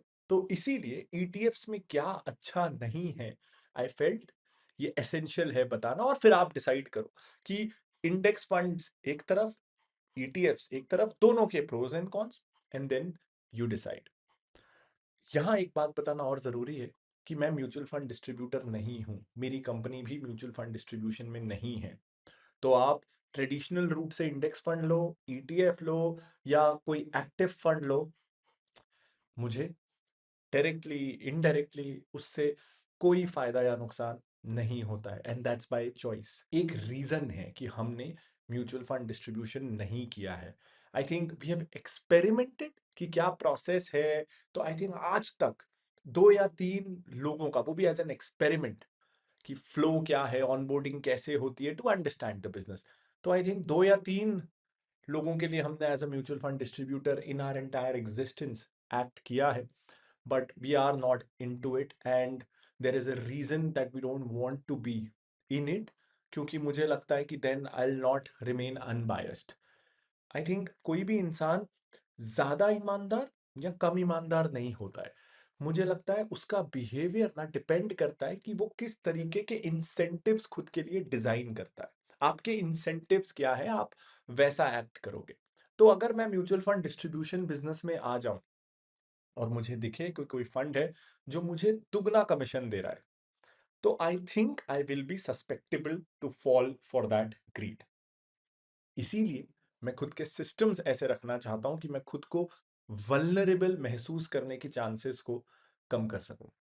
इसीलिए you can be rest assured कि मैं गलत हो सकता हूं, लेकिन मैं बायस्ड नहीं होऊंगा, because there are no incentives for me to be that way. In fact मुझे पिछले वीडियो में ये कहना चाहिए था, मुझसे मिस हुआ, कि मैं सारे ईटीएफ्स के तो अगेंस्ट भी नहीं हूं। जैसे गोल्ड ईटीएफ हो, सिल्वर ईटीएफ हो, मैं एक्चुअली उनके फेवर में हूं। अनलाइक इक्विटी गोल्ड ईटीएफ्स, एक डिफरेंस है। देखो, जो इक्विटी इंडेक्स फंड्स है ना, वो डायरेक्टली स्टॉक्स में इन्वेस्ट करते हैं, लेकिन जो गोल्ड म्यूचुअल फंड्स हैं वो डायरेक्टली गोल्ड नहीं खरीदते, वो भी इनफैक्ट गोल्ड का ईटीएफ खरीदते हैं। इसीलिए जब आप गोल्ड का म्यूचुअल फंड खरीदते हो तो आप एक तरह से 2 बार एक्सपेंसेस पे कर रहे हो। उस फंड का जो एक्सपेंस रेशो है वो, और उसके अलावा वो जिस ईटीएफ को खरीद रहा है उसके चार्जेस जो इनडायरेक्टली उस फंड में एडेड रहते हैं। तो आप 2 बार चार्जेस पे कर रहे हो। इसीलिए अगर आप ईटीएफ को यूज करते हो गोल्ड सिल्वर कमोडिटीज परचेज करने में, तो I think ETFs are a great option. तो अब आज के इस वीडियो में हम जानेंगे कि अगर आपको गोल्ड का एक्सपोजर लेना है, गोल्ड में इन्वेस्टमेंट करना है, तो what is the best vehicle. क्या आपको इन्वेस्टमेंट करना चाहिए? देखो, ये बहुत इंडिविजुअल सर्कमस्टांसेस की बात है, लेकिन आपको जाने बिना, आपकी जरूरतें, गोल्स को जाने बिना, जनरल स्टेटमेंट में एक ये दे सकता हूं कि gold generally is a good investment, क्योंकि ये कंट्री रिस्क से आपको बचाता है। तो हमने देखा कई देशों में या तो बहुत तेजी से इन्फ्लेशन आई या उनकी इकोनॉमी ध्वस्त हो गई, कई चीजें हो सकती हैं। भगवान ना करे हमारे देश के साथ हो, लेकिन जब आप खुद की फाइनेंशियल प्लानिंग कर रहे हो तो आपको हर उस रिस्क के अगेंस्ट जो आपके पोर्टफोलियो को डैमेज कर सकता है, उसके against risk mitigation policies implement करनी चाहिए। या तो वो आप इंश्योरेंस से कर सकते हो, तो इसलिए हम कई चीज़ों की, अपनी ज़िंदगी की, अपनी हेल्थ की, अपनी गाड़ी की इंश्योरेंस लेते हैं, या वो आप डाइवर्सिफिकेशन से ले सकते हो। इसीलिए फिनोलॉजी 30 में 10, 15 या 20 नहीं, 30 स्टॉक्स हैं, ताकि जब आप फिनोलॉजी 30 के स्टॉक रिकमेंडेशंस से अपनी इन्वेस्टमेंट प्लान करो तो आपको अच्छा डाइवर्सिफिकेशन मिले। तो मैंने 2 रिस्क मिटिगेशन तरीके बताए, इंश्योरेंस, डाइवर्सिफिकेशन, और तीसरा तरीका होता है हेजिंग। तो गोल्ड ना इक्विटीज अच्छा ना करे या आपकी कंट्री की इकोनॉमी अच्छा ना करे, उसके अगेंस्ट आपको प्रोटेक्ट करता है, क्योंकि गोल्ड का प्राइस ग्लोबल सप्लाई डिमांड से डिसाइड होता है। अब ना आपके पास एक टेबल है जो ये दिखाता है कि जब आप गोल्ड को म्यूचुअल फंड से खरीदने की कोशिश करते हो, यानी गोल्ड का आप फंड ऑफ फंड खरीदते हो, तो क्या होता है। तो ये टेबल दिखा रहा है कि कैसे आपको 2 बार चार्जेस पे करने पड़ते हैं और आपका टोटल एक्सपेंस बढ़ जाता है। अब देखो, पहले ना हमारे पास और बेटर ऑप्शंस थे गोल्ड एक्सपोजर को लेके। सबसे अच्छा था सॉवरेन गोल्ड बॉन्ड। अनफॉर्चुनेटली वो अब अवेलेबल नहीं है, तो let's not talk about it. Physical gold मुझे हैसल लगता है। देखो, अगर आप कंफर्टेबल हो या आप उसकी फिजिकल यूटिलिटी को अप्रिशिएट करते हो, आपको फिजिकल गोल्ड आपके बैंक लॉकर में, आपके घर में या एज ज्वेलरी उसको कंज्यूम करना आपको पसंद है, तो उसका सब्स्टिट्यूट नहीं है। प्लीज गो अहेड, बाकी खर्चों से बेटर है कि आप गोल्ड ज्वेलरी ले लो, नथिंग बैड इन इट। मुझे वो हैसल लगता है, थैंकफुली मेरी वाइफ को भी बिल्कुल शौक नहीं है, तो as a couple we don't appreciate it, but every family is different. If that suits you, मैं कोई नहीं होता हूं आपको बोलने वाला कि वो क्यों लिया, आपने गलत किया। लाइफ ऐसे एक्सट्रीम्स में नहीं होती है। सबसे ज़रूरी वो है कि आप अपना इन्वेस्टमेंट उस तरीके से करो जो तरीका आपके टेम्परामेंट को सूट करता है, ताकि आप डिसिप्लिन से कंटिन्यूअसली इन्वेस्टमेंट कर सको, उसकी चांसेस बढ़ जाए if your investing style is not against your temperament. तो प्लीज गो अहेड। अगर आपको फिजिकल गोल्ड पसंद है, मुझे नहीं पसंद है, तो सॉवरेन गोल्ड बॉन्ड अवेलेबल नहीं है। फिजिकल गोल्ड के साथ उसकी सेफ कीपिंग, सिक्योरिटी, उसकी मेकिंग चार्जेस और जीएसटी का प्रॉब्लम है, जो मुझे पसंद नहीं है। नेक्स्ट ऑप्शंस बचते हैं गोल्ड फंड ऑफ फंड और गोल्ड ईटीएफ। तो ये टेबल आपको ब्रॉडली दिखा रहा है कि कैसे जब आप गोल्ड फंड ऑफ फंड लेते हो तो आपके चार्जेस इनफैक्ट बढ़ जाते हैं, क्योंकि आपको 2 बार फंड मैनेजमेंट चार्जेस देने पड़ रहे हैं। ये टेबल ट्रांसपेरेंटली आपको दिखा रहा है। अब जब गोल्ड को हम फाइनेंशियल एसेट जैसे लेना चाहते हैं, यानी फिजिकल गोल्ड ना लेके ईटीएफ या म्यूचुअल फंड के जरिए, तो 2 चीजें बहुत इंपॉर्टेंट हो जाती हैं। देखो, गोल्ड फंड जब आप लोगे तो ये गोल्ड के एक्चुअल रिटर्न्स को आउट परफॉर्म तो करेगा नहीं, क्योंकि बेसिकली उसके प्राइस को ही तो ट्रैक कर रहा है ना। तो आपका रिटर्न जब आप गोल्ड का चाहे ईटीएफ लो या म्यूचुअल फंड लो, तो आपका जो रिटर्न होने वाला है वो जो गोल्ड का प्राइस मूवमेंट है, माइनस जो इसमें एक्सपेंसेस होते हैं, फंड के चार्जेस और ट्रैकिंग एरर जो होता है, वो दोनों माइनस करके आपका रिटर्न आएगा। तो हमारी 2 प्रायोरिटीज होनी चाहिए। पहला, कि एक्सपेंस रेशियो कम से कम हो, इंडेक्स फंड की तरह। यहां हम आउट परफॉर्म नहीं, मैच करने की कोशिश कर रहे हैं, और हम उतना क्लोजली मैच कर पाएंगे जितना हमारा एक्सपेंस रेशियो कम से कम होगा। और दूसरा, ट्रैकिंग एरर भी कंट्रोल्ड हो। अब ट्रैकिंग एरर क्यों आता है? क्योंकि ये फंड्स के पास फ्लेक्सिबिलिटी होती है कि ये 5% तक इनका जो एयूएम है उसको लिक्विडिटी मैनेजमेंट के लिए रख सकते हैं। तो हो सकता है गोल्ड ईटीएफ 100 रुपए में से 95 रुपीज ही एक्चुअली गोल्ड में लगाए, बाकी वो कहीं और लगाए रिडम्पशन मैनेजमेंट, लिक्विडिटी मैनेजमेंट के लिए।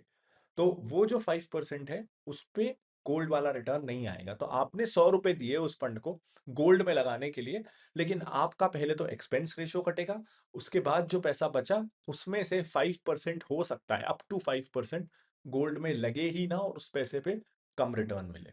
इस कारण से ट्रैकिंग एरर आता है। तो इन 2 पैरामीटर्स को जब हम हाई वेटेज देते हैं और साथ में हम ये भी इंश्योर करते हैं कि वॉल्यूम रहे, क्योंकि ईटीएफ में आप एएमसी के पास जाके तो रिडम्पशन करोगे नहीं, आपको कोई और बायर चाहिए होगा जब आपको लिक्विडिटी चाहिए होगी। लिक्विडिटी वॉल्यूम से आएगी, तो वॉल्यूम ईटीएफ्स में काफी जरूरी होता है। तो जब इसमें ये फैक्टर भी ऐड होता है, तो वी लाइक ये 3 ईटीएफ्स। तीनों की अपनी अपनी खासियत है। वो ट्रॉफी साइन आपको दिख रहा होगा कि कौन सा फंड किस चीज में सबसे अच्छा है। अब देखो, आप इन तीनों में से कोई भी ईटीएफ ले लोगे, और मैंने आपको बताया है कि why are we preferring ETFs in this category, क्योंकि अदरवाइज जो फंड ऑफ फंड है उसमें आप ईटीएफ के चार्जेस तो पे कर ही रहे हो, प्लस उसके ऊपर म्यूचुअल फंड का एडिशनल चार्जेस भी आप पे कर रहे हो, तो चार्जेस बढ़ जाते हैं जो सीधा आपके रिटर्न्स को ईट करते हैं। इसलिए वी आर प्रेफरिंग ईटीएफ्स इस कैटेगरी में। तो आप इन तीनों में से कोई भी लोगे तो it will be a good choice. मुझे पर्सनली ईटीएफ्स में मुझे जितनी ज्यादा लिक्विडिटी हो, वॉल्यूम हो, उतना कुशन, उतनी सेफ्टी फील होता है। हालांकि लगता नहीं है कि तीनों में से किसी में भी कोई खास प्रॉब्लम आने वाला है बेचने जाओ तो, लेकिन फिर भी एडिशनल सेफ्टी, एडिशनल लिक्विडिटी के लिए हाईएस्ट सेफ्टी और हाईएस्ट लिक्विडिटी वाले से मुझे कंफर्ट आता है। तीनों ही अच्छे हैं, लेकिन अगर मुझे कोई एक लेना हो तो मैं प्रेफर करूंगा आईसीआईसीआई प्रूडेंशियल गोल्ड ईटीएफ। अब देखो, ईटीएफ लेना इस कैटेगरी में प्रेफरेबल है, कंपलसरी नहीं है। ईटीएफ आप तब लेना जब इक्विटी डिलीवरी में आपका ब्रोकर चार्ज नहीं लेता। आजकल कई डिस्काउंट ब्रोकर्स लेने लगे हैं, तो वो कॉस्ट ऐड होगी, उस पर टैक्सेस ऐड होंगे। अगर आपके पास जीरो था अकाउंट है, थैंकफुली वो लोग अभी भी इक्विटी डिलीवरी को फ्री रखे हुए हैं, तो अगर आपके पास वो अकाउंट है, you can go with an ETF. नहीं है और आप अकाउंट खुलवाना चाहते हो, लिंक डिस्क्रिप्शन में है। लेकिन एक मिनट, अकाउंट जबरदस्ती मत खुलवा लेना, सिर्फ ईटीएफ लेने के लिए मत खुलवाना। वो तभी खुलवाना जब आपको पता है कि आप स्टॉक्स में भी इन्वेस्ट करने वाले हो, तभी इट्स वर्थ इट। वरना सेकंड ऑप्शन ले लेना, सिर्फ इसके लिए डीमैट अकाउंट मत खुलवाना। आप इसी का फंड ऑफ फंड वेरिएंट ले लेना, थोड़ा सा एक्सपेंस बढ़ जाएगा लेकिन इट्स वर्थ इट। आपको डीमैट अकाउंट मेंटेन नहीं करना पड़ेगा, उसके मेंटेनेंस चार्ज नहीं देने पड़ेंगे, ट्रांजैक्शन कॉस्ट नहीं देना पड़ेगा, एसटीटी और अदर टैक्सेस नहीं देने पड़ेंगे, तो बात लगभग बराबर होने वाली है। अगर आपके पास ऑलरेडी ब्रोकिंग अकाउंट है जिसमें डिलीवरी पे जीरो चार्जेस हैं, तब तो ईटीएफ ले लेना।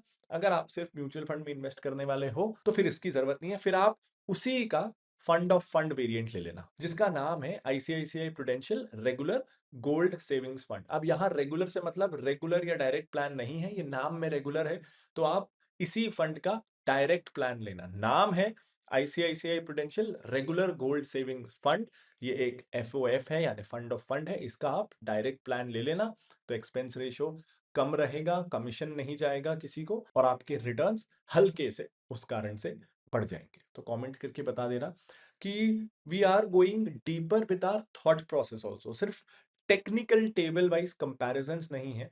मेरी टीम सोचती कैसी है, हमारी फिलॉसफी क्या है, हमारी वैल्यूज क्या है उस फंड सिलेक्शन के पीछे, क्योंकि वो वैल्यूज, वो फिलॉसफी भी सिलेक्शन को इम्पैक्ट करती है। सिर्फ हार्डकोर साइंस बेस्ड सिलेक्शन नहीं होता है, और इसीलिए इस साल आई नोटिस्ड कि हम स्टेप्स तो बता देते हैं, लेकिन वो स्टेप्स के पैरामीटर्स जो सिलेक्ट होते हैं ना, जैसे कई बार मान लो मैंने कट ऑफ रखा कि एक्सपेंस रेशियो जिसका 0.5 से ज्यादा होगा, वील इग्नोर दैट। तो ये बेंचमार्क तो मैं आपको बता रहा हूं, लेकिन वो बेंचमार्क 0.4 क्यों नहीं है, 0.6 क्यों नहीं है? ये सिर्फ कई बार होता है कि कैटेगरी एवरेज के नीचे चले जाओ तो एक साइंटिफिक रीजन होता है, लेकिन कई बार फिलोसफिकल वैल्यू ड्रिवन रीजन भी होता है। तो आई थिंक इस बार के वीडियोस में इट्स अ कॉन्शियस चॉइस कि थोड़ी फिलोसफी और वैल्यूज भी लेके आते हैं जो हमारे डिसीजंस को ड्राइव करते हैं। If you are liking this approach और नॉट, प्लीज मुझे कमेंट करके बताना।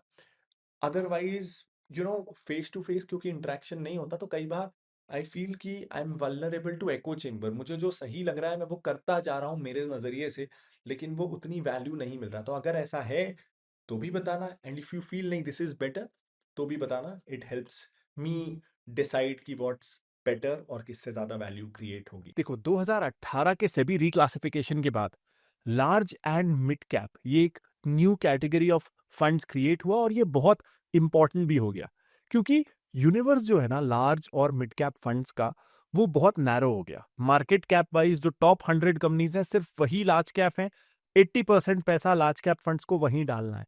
तो उस कैटेगरी में मैंने लार्ज कैप वाले वीडियो में एक्सप्लेन किया कि कैसे अल्फा या एक्स्ट्रा रिटर्न्स जनरेट करना ऑलमोस्ट इम्पॉसिबल हो गया। इसीलिए पिछले कुछ सालों की तरह इस साल भी उस कैटेगरी में रिकमेंडेशन था एक इंडेक्स फंड। उसी तरह मिड कैप कैटेगरी का यूनिवर्स भी ना बहुत छोटा हो गया। 6000 कंपनियों में से सिर्फ 150 कंपनीज, मार्केट कैप वाइज 101 से लेके 250 कंपनीज, तो ये यूनिवर्स भी छोटा हो गया। तो अगर किसी को लार्ज कैप जो सिर्फ टॉप 100 स्टॉक्स है उतना सेफ नहीं चल रहा है, उससे थोड़ा सा ज्यादा रिस्क लेना है, लेकिन स्मॉल कैप एक्सपोजर नहीं चाहिए। तो उनके पास क्या ऑप्शन बचते हैं?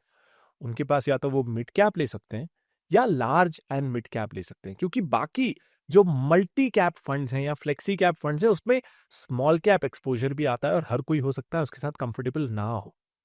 तो आफ्टर सेबी रिक्लासिफिकेशन कोई अगर अच्छा एक्टिव लार्ज कैप फंड चाहता है जो पहले रिक्लासिफिकेशन के पहले थोड़ा एक्सपोजर मिड कैप्स में ले लेता था 20% से ज्यादा, या थोड़ा सा स्मॉल कैप्स में भी ले लेता था, रिक्लासिफिकेशन के बाद तो स्ट्रिक्ट हो गया 80% पैसा डालना ही है, तो वो इन्वेस्टर कंफ्यूज हो गया कि मैं कहां जाऊं।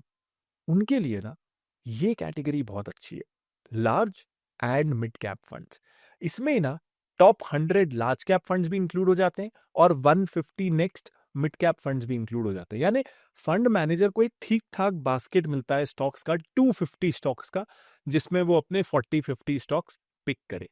तो कंसिडरेबल ऑप्शंस रहते हैं उसके पास अल्फा जनरेट करने के। और उसके अलावा क्योंकि अभी भी टॉप 250 स्टॉक्स में ही मोस्ट ऑफ द इन्वेस्टमेंट करना है, तो सेफ्टी भी कंपैरेटिवली है। तो ये एक अच्छा बैलेंस है लार्ज कैप से थोड़ा ज्यादा रिस्क लेके अल्फा जनरेट करने की कोशिश करने का, by exposing your funds to mid cap. और ये मैं नहीं कह रहा हूं, डेटा ये प्रूव करता है कि अगर आप इस यूनिवर्स को लो ना, लार्ज कैप और मिड कैप, और इन दो कैटेगरी के फंड्स को, इनफैक्ट अगर आप उसमें मल्टी कैप या फ्लेक्सी कैप कैटेगरी भी जोड़ दो, जो टॉप हाईएस्ट रिटर्न्स जिन फंड्स ने दिया है वो है प्योर मिड कैप फंड्स। अब प्योर मिड कैप फंड्स के साथ एक प्रॉब्लम मैंने पहले डिस्कस किया कि इन्वेस्टेबल यूनिवर्स छोटा है, और दूसरा कि मार्केट के ना पिछले 6 साल बहुत अच्छे रहे हैं और बुल रैलीज पे स्मॉल कैप्स और मिड कैप्स जनरली अच्छा परफॉर्म करते हैं, तो ये डेटा थोड़ा स्क्यूड भी है। हम pure mid cap funds recommend ना करके एक हाइब्रिड अप्रोच ले रहे हैं, जहां 40-50% आपका पैसा लार्ज कैप की सेफ्टी में लगे, लेकिन सिर्फ लार्ज कैप में इन्वेस्ट करने से अच्छे रिटर्न्स जनरेट नहीं होते, तो बाकी 40-50% पैसा वहां लगे जहां से एक्चुअली रिटर्न्स जनरेट होते हैं। और इसीलिए we think large and mid cap is a very good balance between risk and reward. तो अब शुरू करते हैं स्टेप बाय स्टेप कि हमने इस साल का best large and mid cap fund कौन सा सिलेक्ट किया। तो चलो अब वापस चलते हैं फंड सिलेक्शन की तरफ। स्टेप नंबर 1, हमें ऐसे फंड्स चाहिए थे जिनका कम से कम 10 साल का ट्रैक रिकॉर्ड हो, क्योंकि पिछले 6 साल जैसे मैंने कहा वो तो बहुत अच्छे रहे ना, तो मैं छोटे ट्रैक रिकॉर्ड से काम कैसे चला लूं, मुझे ये भी तो देखना है कि बुरे समय में इसने कैसे किया। तो देखो, जब 2017-18 में वी टॉक्ड अबाउट पराग पारेख, तब उस फंड को 5 ही साल हुए थे, लेकिन I felt confident in telling, क्योंकि वो 5 साल टीयर अवे बुल मार्केट नहीं था। तो कई बार जब आपको पिछले 5 साल वॉलेटाइल रहे हों, तो 5 साल से भी फंड मैनेजर के बारे में, फंड हाउस के बारे में काफी कुछ पता चलता है। लेकिन जब पिछले 6 साल इतने अच्छे रहे हों, तो आपको ज्यादा लंबा पिक्चर चाहिए होता है। इसीलिए हमारा बेंचमार्क था कि 10 साल का फंड परफॉर्मेंस हिस्ट्री होनी चाहिए। अब ऐसा करते ही ना 64 में से 21 फंड्स ही बचे, most of the funds eliminate होगा। इसका एक लॉजिकल रीजन भी है कि ये जो रिक्लासिफिकेशन है, ये जो कैटेगरी क्रिएट हुई है, ये 2018 में क्रिएट हुई है, तो उसके पहले सारे fund houses large and mid cap ये फंड नेसेसरली रखते नहीं थे। इसके बाद क्योंकि ये कैटेगरी फिक्स हो गई और ये भी डिसाइड हो गया कि एक कैटेगरी में एक ही फंड आ सकता है, तो एएमसीज ने ये कैटेगरी में फंड लॉन्च करना शुरू किया। इसलिए भी बहुत सारे फंड्स एलिमिनेट हुए, तो ये थोड़ा अनफेयर है, लेकिन हम भी मजबूर हैं और हैंड्स आर टाइड, हमको एक लॉन्ग ट्रैक रिकॉर्ड चाहिए। तो कई बार जब आप एनालिसिस कर रहे होते हो तो आपको हार्ड कॉल्स लेने पड़ते हैं, लेकिन एज लॉन्ग एज वो हार्ड कॉल्स सेफ्टी कॉम्प्रोमाइज नहीं कर रहे हैं, we don't mind taking those hard calls. हो सकता है कुछ अच्छे फंड इस चक्कर में एलिमिनेट हुए हों, लेकिन वो जो एलिमिनेट हुए ना, उसके कारण हो सकता है कि कोई बेटर परफॉर्मिंग जिसमें आधा 1% रिटर्न आपको और मिलता, वो एलिमिनेट हो गया हो। वी एक्सेप्ट इट, हो सकता है। लेकिन इस अप्रोच से वी एट फिनोलॉजी ना आर सेफ्टी फर्स्ट, हमें पहले सेफ्टी चाहिए होती है और फिर रिटर्न्स चाहिए होते हैं। Because unlike debt market, bond market, we believe equities में higher the risk higher the returns वाला फॉर्मूला काम नहीं करता। वी बिलीव कि आप रिस्क कंट्रोल कर लो, मार्केट अपने आप ही 14% रिटर्न देता है, उसमें से आप पुअर परफॉर्मेंस को हटा दो, आपका रिटर्न 16% हो जाएगा। So that's the approach we are aiming for. और इसीलिए एज लॉन्ग एज कोई हार्ड कॉल लेने से सेफ्टी कॉम्प्रोमाइज नहीं हो रही है, we like to take that hard call. तो हमने ये हार्ड कॉल लिया और सिर्फ 21 फंड्स ही बचे। अब इसके बाद एक सेकेंड फिल्टर था कि इनमें से कितने फंड्स ने अपने बेंचमार्क को बीट किया है। बेंचमार्क है निफ्टी 250, क्योंकि इन फंड्स का बास्केट भी यही है। तो जब हमने बेंचमार्क से कंपेयर किया तो ये 21 फंड्स में से 11 फंड्स ऐसे थे जिसने बेंचमार्क को अंडर परफॉर्म किया था, तो वो एलिमिनेट होगा। एंड वी बिलीव क्योंकि हम एक लॉन्गर टाइम ड्यूरेशन ले रहे हैं तो अंडर परफॉर्मेंस नहीं होना चाहिए था। इन द लॉन्ग रन तो परफॉर्मेंस आउट परफॉर्म करना चाहिए था बेंचमार्क को, इसीलिए 11 फंड्स एलिमिनेट हो गए। इसके बाद तीसरा फिल्टर था कि ठीक है, परफॉर्मेंस तो आप ला रहे हो लेकिन उसकी कॉस्ट क्या ले रहे हो, क्योंकि परफॉर्मेंस गारंटेड नहीं है। मुझे जो एक्सपेंस देना है वो तो गारंटेड है, तो खर्चा फिक्स्ड है, रिटर्न फिक्स्ड नहीं है। तो मुझे सिर्फ ऐसा फंड नहीं चाहिए जो ज्यादा पैसे लेके आउट परफॉर्मेंस दे, मुझे ऐसा फंड चाहिए जो एवरेज या उससे कम फीस लेके भी एवरेज या उससे बेटर परफॉर्मेंस दे। तो जब हमने डायरेक्ट प्लान्स का एक्सपेंस रेशो कंपेयर किया, क्योंकि एनीवेज वी रिकमेंड कि आप डायरेक्ट प्लान्स में अगर आप कॉन्फिडेंट हो या अगर आपके पास कोई इन्वेस्टमेंट एडवाइजर है तो आपको डायरेक्ट प्लान्स में इन्वेस्ट करना चाहिए, आपका आधा से 1% के बीच सेव हो जाता है। बहुत सारे ब्रोकर्स ये अलाउ करते हैं, जैसे मैं पर्सनली जीरोधा यूज करता हूँ स्टॉक्स और म्यूचुअल फंड्स में इन्वेस्ट करने के लिए, इसमें आपको डायरेक्ट प्लान्स मिल जाते हैं। तो जीरोधा एज अ प्लेटफॉर्म कोई कमीशन नहीं लेता। जीरोधा का लिंक आपको वीडियो के डिस्क्रिप्शन में मिल जाएगा। तो जो इस कैटेगरी का एवरेज एक्सपेंस रेशियो है वो 0.66 है। तो हमें चाहिए था कि इनसे कम किन फंड्स का है। तो जब हमने ये फिल्टर लगाया तो 10 में से 4 फंड्स एलिमिनेट हो गए और 6 फंड्स हमारे पास बचे। अब जब ये 6 फंड बचे ना तो बात बहुत टाइट हो गई कि इन्हें हम क्वांटिटेटिव फिल्टर से रिमूव नहीं कर सकते। जैसे स्टॉक्स में होता है ना, पहले आप स्क्रीन कर लेते हो, फिर जो ऑप्शंस बचते हैं उस पर डीप डाइव करना पड़ता है, उसमें क्वालिटेटिव मेंटल मॉडल्स यूज करने पड़ते हैं। तो जब हमने क्वांटिटेटिव फिल्टर्स खत्म हुए तो इन 6 फंड्स में हमने सिलेक्ट करने के लिए 2 चीजें देखी। एक कि कौन सा ऐसा फंड है जो कम रिस्क लेके, यानी ज्यादा लार्ज कैप्स में इन्वेस्ट कर रहा है फिर भी रिटर्न्स सिमिलर ला रहा है उन फंड्स के जो ज्यादा रिस्क ले रहे हैं, यानी ज्यादा मिड कैप में इन्वेस्ट कर रहे हैं। तो अगर रिटर्न सिमिलर है तो मुझे ये देखना है कि रिस्क किसने कम लिया, ये एक फिल्टर था। वहां भी वी प्रेफर वैल्यू इन्वेस्टिंग, तो हमें ये देखना होता है कि कौन सी ऐसे फंड्स हैं जो ये ध्यान रख रहे हैं कि स्टॉक्स के लिए ओवर पे ना करें, एक ये, और कौन लार्ज कैप को ज्यादा एक्सपोजर देके भी सिमिलर रिटर्न्स ला रहे हैं। तो जब हमने ये 2 क्वालिटेटिव फिल्टर्स भी लगाए तो इस साल we thought the best fund is Kotak large and mid cap fund. तो उम्मीद करता हूं आपको क्लैरिटी मिली होगी। Flexi cap. अब देखो, ये कैटेगरी के साथ ना एक मेजर इशू है। इसका कैरेक्टरिस्टिक ही कुछ ऐसा है कि ज्यादा ध्यान देना पड़ता है इस कैटेगरी में। ये कैटेगरी में ना एक फंड मैनेजर के पास मैक्सिमम फ्रीडम है। शायद आउट ऑफ ऑल कैटेगरीज सबसे ब्रॉड मैंडेट इस कैटेगरी में होता है। एक फंड हाउस, उसकी फंड मैनेजमेंट टीम इस फंड में लगभग जो चाहे वो कर सकती है, एज लॉन्ग एज इक्विटी यानी स्टॉक्स में इन्वेस्टमेंट मिनिमम 65% हो। बाकी आपको जो करना है करो। तो एक बुल मार्केट में ये एक mid and small cap fund जैसे एक्ट कर सकता है, एक बियर मार्केट में ये एक लार्ज कैप फंड जैसे, या फिर एक हाइब्रिड फंड जैसे जिसमें 30% एलोकेशन बॉन्ड्स में हो, वैसे एक्ट कर सकता है। तो सिचुएशन के हिसाब से इस फंड में हर सिचुएशन को, मार्केट साइकिल को इंटेलिजेंटली प्ले करना पड़ता है। बहुत सारी फ्रीडम है, लेकिन वो फ्रीडम डेंजर है या आपके लिए रिवॉर्ड साबित होगा, ये डिसाइड करेगा उस फंड हाउस के मॉरल्स, एथिक्स और फंड मैनेजर का इंटेलिजेंस एंड डिसिप्लिन। तो क्योंकि इतना ब्रॉड मैंडेट है और इतना ज्यादा पैसा इस कैटेगरी में आता है, one of the most popular categories of funds हैं, तो एक तो बहुत ब्रॉड मैंडेट है और बहुत सारा पैसा मैनेज करना होता है। तो रिस्पॉन्सिबिलिटी इस कैटेगरी में सबसे ज्यादा होती है। इसलिए इस कैटेगरी में we have given extra importance कि यार वो फंड हाउस कैसा है, वो फंड हाउस के एथिक्स कैसे हैं। एक एग्जाम्पल देता हूं आपको।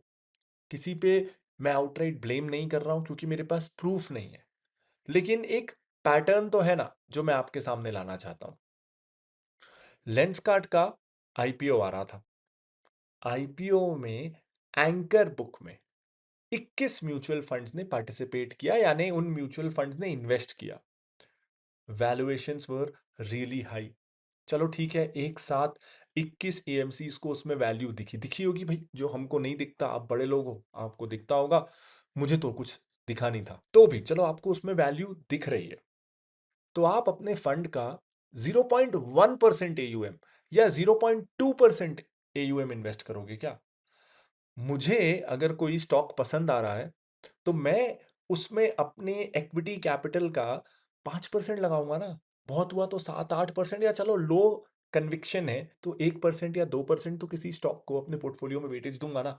कि मेरा पोर्टफोलियो है 100 रुपए का और मैंने एक नया शेयर खरीदा 1 पैसे का, यार वो डबल भी हो गया ना, तो मेरे 100 रुपए पे 1 पैसा बढ़ जाएगा, 1 पैसे का 2 पैसा हो जाएगा। 21 एएमसीज इंटरेस्टेड थी लेंसकार्ट में, उनमें से किसी किसी ने अपने यूएम का 0.1% या 0.2% इन्वेस्टमेंट किया।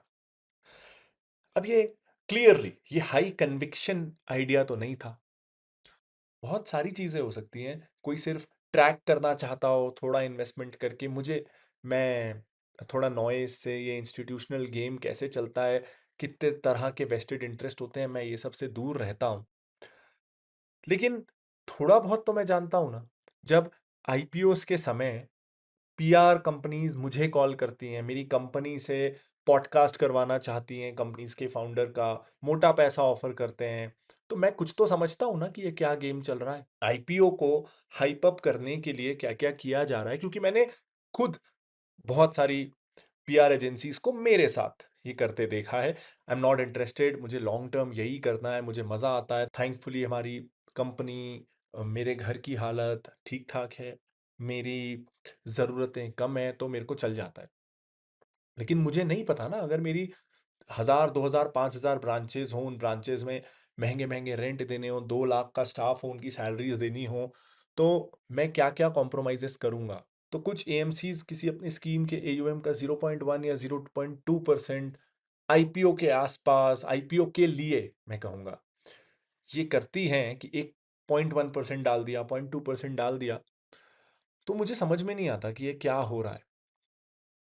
और ऐसी एएमसीज के जिनके एथिक्स क्वेश्चनेबल हैं, कि यार ये इन्वेस्टर इंटरेस्ट में काम कर रहे हैं, ये रिलेशनशिप मैनेज कर रहे हैं पीआर एजेंसीज के साथ, या अपने जो इनकी प्रिंसिपल ब्रांड है, जैसे कई एएमसीज ऐसी है ना जिनके बैंक्स भी हैं, जिनके इन्वेस्टमेंट बैंक्स भी हैं, जिनका ब्रांड हर जगह है, तो ये स्कीम से अपने दूसरी ब्रांच को फायदा पहुंचा रहा है, मुझे पता नहीं, मैं मेरे पास कोई प्रूफ नहीं है, लेकिन ये सब डाउट्स उठते हैं ना जब ऐसी हरकतें होती हैं। तो खास करके इस कैटेगरी में, मुझे दूसरी कैटेगरीज में, कुछ और कैटेगरीज में, जैसे इंडेक्स फंड हो गया, या लार्ज कैप हो गया, लार्ज मिड कैप हो गया, जहां मैंडेट छोटा है, वहां फिर भी मैं एक बार इन चीजों को लेस वेटेज दे दूं। लेकिन इस कैटेगरी में, जहां कोई फंड मैनेजर जो चाहे वो कर सकता है, मुझे टॉप नॉच एथिक्स चाहिए, और मुझे बहुत अच्छा ट्रैक रिकॉर्ड और इंटेलिजेंस भी चाहिए, और ये श्योरिटी चाहिए कि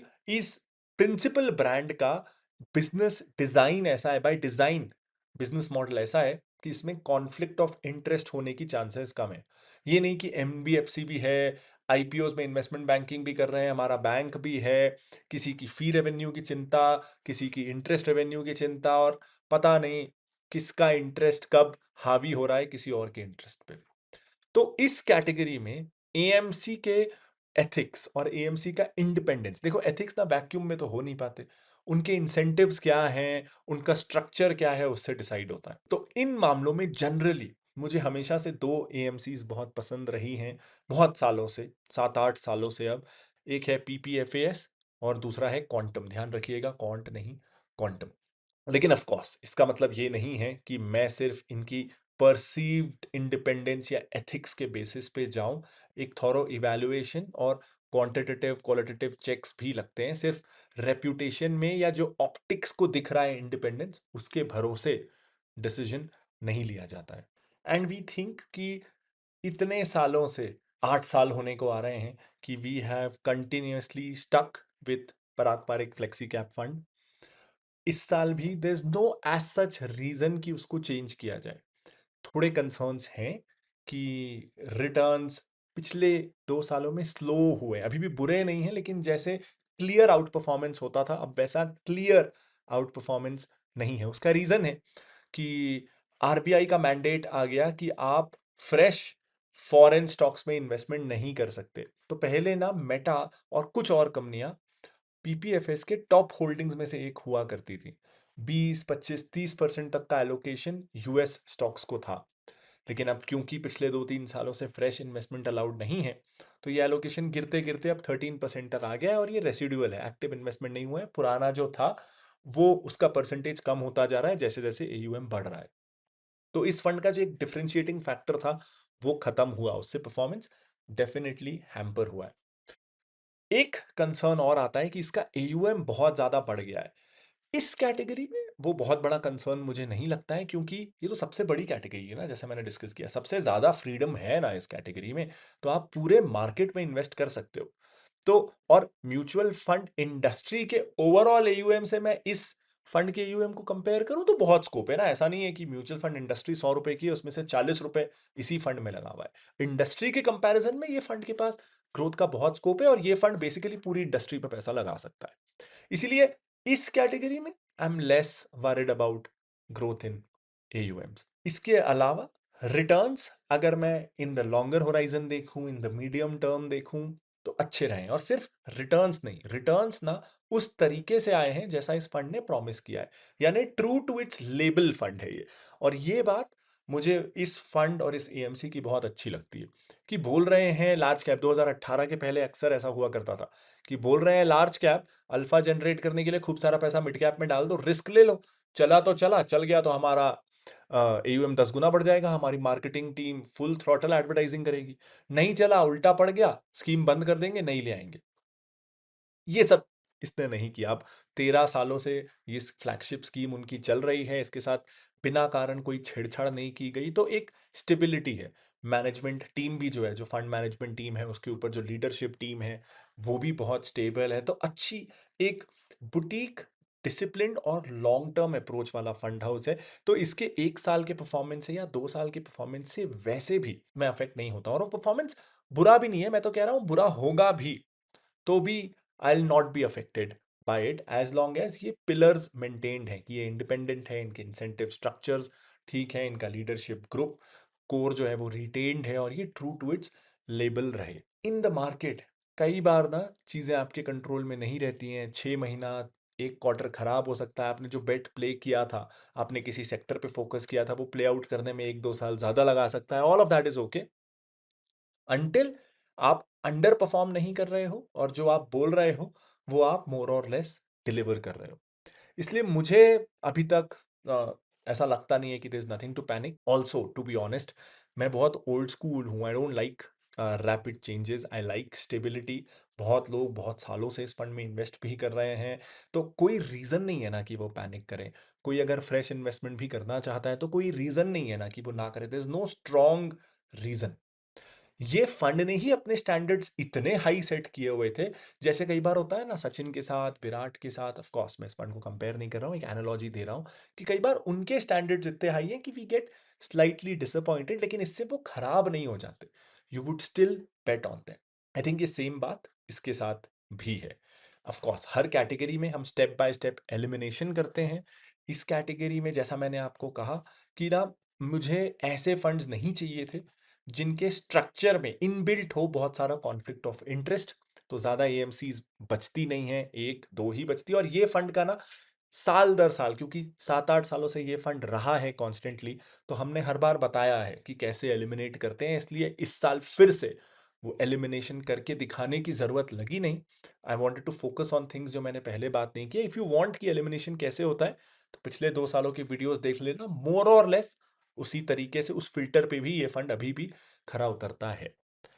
I hope you like it. अगले कुछ दिनों में अगली कैटेगरी आएगी। देखो पिछले कुछ सालों में ना we have been very careful around the small cap mutual fund segment. थोड़ा डर लगता है मुझे कोई फंड रिकमेंड करने में to the public in general जब हम स्मॉल कैप्स की बात कर रहे हैं।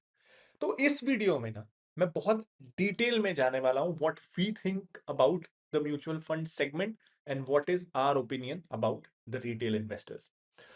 सबसे पहले तो जो मैंने कहा कि पिछले कुछ सालों में मुझे डर लगता है पब्लिक इन जनरल को small cap mutual fund recommend करने को। इसका मतलब ये नहीं है कि आपके लिए सही नहीं है या बिल्कुल आपको दूर रहना चाहिए, लेकिन YouTube में क्या होता है मैं आपको जानता नहीं हूं। कोई इसमें 65 इयर्स का हो सकता है, कोई ऐसा हो सकता है जिसके ऊपर बहुत सारा लोन है, कोई ऐसा हो सकता है जिसका होराइजन बहुत छोटा है। यहाँ 1 to 1 मैं आपके नीड्स गोल्स नहीं समझता ना, तो इन जनरल मुझे डर लगता है। इसका मतलब ये नहीं है कि स्मॉल कैप्स बेकार हैं या किसी को इन्वेस्ट नहीं करना चाहिए। बिना जरूरत समझे ये सेगमेंट मुझे रिकमेंड करने में डर लगता है। सबसे पहले इसका रीजन डिस्कस करते हैं। अब ना जरा इस टेबल पे ध्यान दीजिएगा। जब जब मार्केट करेक्ट होता है तो देखो क्या होता है। 2008 के फाइनेंशियल क्राइसिस में निफ्टी में 54% का ड्रॉडाउन आया, यानी उतना गिरा वो। लेकिन स्मॉल कैप इंडेक्स 66% गिरा, काफी ज्यादा गिरा मेन इंडेक्स से। 2011 ग्लोबल स्लोडाउन में क्या हुआ, निफ्टी 28% गिरा, लेकिन जो स्मॉल कैप इंडेक्स है वो 38% गिरा। कोविड के समय निफ्टी 38% गिरा, स्मॉल कैप इंडेक्स ऑलमोस्ट 60% गिरा। 2024-25 पिछले 1 डेढ़ साल के थोड़ा सा जो स्लो डाउन आया उसमें निफ्टी 8% गिरा, लेकिन स्मॉल कैप 18% गिरा। अब देखो मैं आपको आधी अधूरी पिक्चर नहीं दिखाना चाहता, सिर्फ बुरा बुरा नहीं दिखाना चाहता। हम इन सिवियर ड्रॉडाउन्स को हटाएं तो in general in fact in the long run small cap index ने निफ्टी 50 को 1.8% से आउट परफॉर्म किया है ओवर द लॉन्ग रन। तो in the very long term 10 साल से ऊपर का आपका होराइजन है तो most probably small cap index से आपको रिटर्न्स ज्यादा मिलेंगे। लेकिन सिर्फ point to point returns important नहीं है ना, इंपॉर्टेंट ये है कि कितनी वोलैटिलिटी भी होती है, क्योंकि हर कोई झेल नहीं सकता अपने पोर्टफोलियो को 50% 60% डाउन देख के। वो तो तभी एग्जिट हो जाएगा, उसके 3-4 साल बाद मार्केट बढ़ भी गया तो उसको मैं तो राइड नहीं कर पाया ना, मैं इंजॉय नहीं कर पाया ना, तब तक तो मैं डर के निकल गया था। इसलिए जब हम मासेस की बात कर रहे हैं ना तो मुझे थोड़ा ये भी जरूरी लगता है कि सिर्फ point to point returns compare ना करके स्टेबिलिटी पे भी फोकस करो। तो ये जो एक्सट्रीम वोलैटिलिटी इस इंडेक्स में होती है उसके कारण मुझे इन जनरल इससे डर लगा है। स्मॉल कैप्स की ज्यादा बड़ी स्ट्रक्चरल प्रॉब्लम नंबर 2, देखो स्मॉल कैप्स का मतलब ही वो कि छोटी कंपनियां, यानी टॉप 250 कंपनीज जो मार्केट कैप वाइज हैं उसके बाद की कंपनियों में इन्वेस्ट करता। अब होता क्या है, जैसे जैसे ये फंड्स का AUM बढ़ता है, खास करके रैलीज में, बुल मार्केट में बहुत सारा पैसा इन फंड्स में आता है। अब जो कंपनियों में इन फंड्स को इन्वेस्ट करना है वो छोटी कंपनी है, उनमें फ्लोट भी कम होता है। मान लो 500 करोड़ का मार्केट कैप है जिसमें 60-70% होल्डिंग प्रमोटर के पास ही है, तो म्यूचुअल फंड के लिए बचता है अगर वो सारा फ्लोट भी खरीद ले तो 150 करोड़। अब सारा तो खरीद नहीं सकते, हर कोई तो अपनी होल्डिंग बेचेगा नहीं, तो म्यूचुअल फंड ऐसी कंपनियों में 30-40-50 करोड़ इन्वेस्ट कर पाता है। हो सकता है उसका AUM 10,000 20,000 करोड़ 40,000 करोड़ का हो। तो एक 100 करोड़ के इन्वेस्टमेंट से ना नीडल मूव नहीं होता, जिसके कारण क्या होता है मैं आपको एक टेबल से दिखाता हूं। अब ये कुछ इंडिया के सबसे पॉपुलर स्मॉल कैप फंड्स है। तो जिसका AUM सबसे ज्यादा है वो है Nippon India small cap fund, 68,000 crore का AUM। इसके कारण क्या हुआ, इतना सारा पैसा स्मॉल कैप में डालें कैसे, तो बहुत सारी कंपनियों में डालना पड़ता है। तो अराउंड 230 कंपनीज में ये फंड ने इन्वेस्ट किया है, यानी स्टॉक सिलेक्ट नहीं किए जा रहे हैं, लगभग जो भी एक बेसिक इन्वेस्टेबल क्वालिटी के स्टॉक्स हैं उनमें ये फंड इन्वेस्ट कर रहा है और करना पड़ रहा है क्योंकि AUM इतना ज्यादा है। अपने बिजनेस को जाने कौन देता है। यानी इससे क्या हो रहा है, एवरेज पोजीशन साइज, यानी पूरे फंड्स जो हैं इस कंपनी में, जो AUM है इस फंड के पास, उसमें से 0.43%, 100 रुपए में से 40 पैसा एक कंपनी में लग रहा है। तो एक तरीके से जब आप 230 स्टॉक्स रख लेते हो ना तो आप एक इंडेक्स फंड बन जाते हो, आप एक्टिव फंड रहना भूल जाते हो। 230 कंपनीज, ये बहुत ओवर डाइवर्सिफिकेशन है। हमने पिछले कई वीडियोस में सीखा है कि कैसे 25-30 स्टॉक्स के बाद डाइवर्सिफिकेशन का बेनिफिट ना के बराबर हो जाता है, बल्कि एक समय के बाद तो नेगेटिव होता है। तो 30 स्टॉक्स पे डाइवर्सिफिकेशन पीक्स, यहां तो हम 230 स्टॉक्स की बात कर रहे हैं। इसी तरह से HDFC small cap fund 83 holdings, SBI small cap 72, axis small cap 146 stocks. ये बहुत ओवर डाइवर्सिफिकेशन है और किसी भी स्टॉक में मीनिंगफुल एलोकेशन नहीं हो पाता है। कुछ में होता होगा, लेकिन इन जनरल ज्यादातर स्टॉक्स में मीनिंगफुल एलोकेशन नहीं हो पाता है। तो एक्टिव फंड की फीस क्यों देना जब किसी फंड ने 200 स्टॉक्स लेने हैं? लेने लायक स्टॉक ही उस कैटेगरी में 300-400 होंगे, जिसमें से 250 किसी एक फंड ने ले लिए लगभग। तो this is extreme over diversification. अब ये सिर्फ कोई थ्योरी नहीं है कि ओवर डाइवर्सिफिकेशन का रिजल्ट नेगेटिव होता है। Let me prove it to you, क्योंकि ये जरूरी है कि मैं जो बातें कर रहा हूं वो हवा में ना लगे, उसका एविडेंस भी हो। तो अब अपन एविडेंस की तरफ चलते हैं। इस टेबल में जैसे जैसे नंबर ऑफ स्टॉक्स बढ़ेंगे आप देखोगे कि रिटर्न कम होता है। तो देखो यहां हमने अलग अलग फंड्स को कंपेयर किया है बेस्ड ऑन कि उनके फंड में कितने स्टॉक्स हैं 3 साल के रोलिंग रिटर्न के साथ। तो पहले 4 ऐसे फंड हैं जिनमें अप टू 50 स्टॉक्स हैं। उन चारों फंड का एवरेज 3 ईयर रोलिंग रिटर्न था 26% के आसपास। उसके बाद 14 फंड्स ऐसे हैं जिनके पास 50 से 75 स्टॉक्स थे, उनका रिटर्न कम होके 22% हो गया। उसके बाद ऐसे फंड्स हैं जिनमें 75 टू 100 स्टॉक्स हैं, उनका रिटर्न कम होके 21.7 हो गया। और ऐसे फंड्स जिनमें 100 से ज्यादा स्टॉक्स हैं, उनका रिटर्न 20% के आसपास हो गया। ये रिटर्न्स फिर भी बहुत अच्छे हैं, इसमें कुछ भी बुरा नहीं है, लेकिन मार्केट भी बहुत अच्छा था ना। तो उस कॉन्टेक्स्ट में देखिएगा। और जो हमारा हाइपोथेसिस था कि जैसे जैसे एक नंबर के बाद स्टॉक्स बढ़ते हैं, मैं तो कहूंगा 30 के बाद, चलो 40 के बाद जब नंबर ऑफ स्टॉक्स बढ़ते हैं तो ओवर डाइवर्सिफिकेशन होता है और उसका रिजल्ट नेगेटिव होता है। वो यहां प्रूव हो रहा है कि जैसे जैसे एज अ कैटेगरी फंड्स में ज्यादा स्टॉक्स हो रहे थे, रिटर्न नीचे आ रहा था। तो स्मॉल कैप्स में हमने देखा दो मेजर प्रॉब्लम है, एक बहुत हाई वोलेटिलिटी और दूसरा जैसे जैसे AUM बढ़ता है मीनिंगफुल पोजीशंस नहीं हो पाती, ओवर डाइवर्सिफिकेशन होता है जिससे पोर्टफोलियो रिटर्न्स मार खाते हैं। स्मॉल कैप क्योंकि इनमें से कई स्टॉक्स ऐसे हैं जिसमें फ्लोट कम होता है एंड बाय एक्सटेंशन लिक्विडिटी कम होती है, फंड्स को बेचने में खरीदने में प्रॉब्लम आती है। तो ये एक ऐसी स्पेस है जो अगर आप इन्वेस्ट करना भी चाहते हैं, पहले तो एक बहुत ज्यादा इन्वेस्ट करना नहीं चाहिए, और आप करना भी चाहते हैं तो इट्स बेस्ट इन्वेस्टेड डायरेक्टली। अब डायरेक्टली का मतलब ये नहीं है कि आप खुद स्टॉक पिक करो और इन्वेस्ट करो, आप वो भी कर सकते हो, बहुत अच्छा है। लेकिन अगर आपको चाहिए कि मैं म्यूचुअल फंड में इसलिए जाता हूं कि समवन हेल्प्स मी, तो आप किसी एडवाइजर की मदद ले लो ताकि म्यूचुअल फंड वाली एक्सपर्टीज आ जाए। लेकिन आप प्ले उसको डायरेक्ट करो ताकि जब आपको एग्जिट करना हो, जब आपको एंट्री लेनी हो, तो आप कुछ 100 शेयर ले लोगे, बहुत हुआ तो कुछ 1000 शेयर ले लोगे, आपको लिक्विडिटी इशू फेस नहीं होगा जो किसी म्यूचुअल फंड को होता है। इसीलिए इस कैटेगरी को ना डायरेक्टली प्ले करना।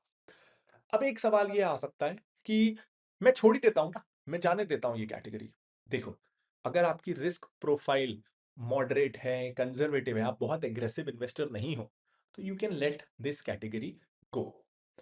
We at Finology like to play in this category, बहुत ज्यादा नहीं, लेकिन एक मीनिंगफुल एलोकेशन 10 से 20% ऑफ ए मॉडल पोर्टफोलियो हम इस कैटेगरी में एलोकेट करना चाहते हैं।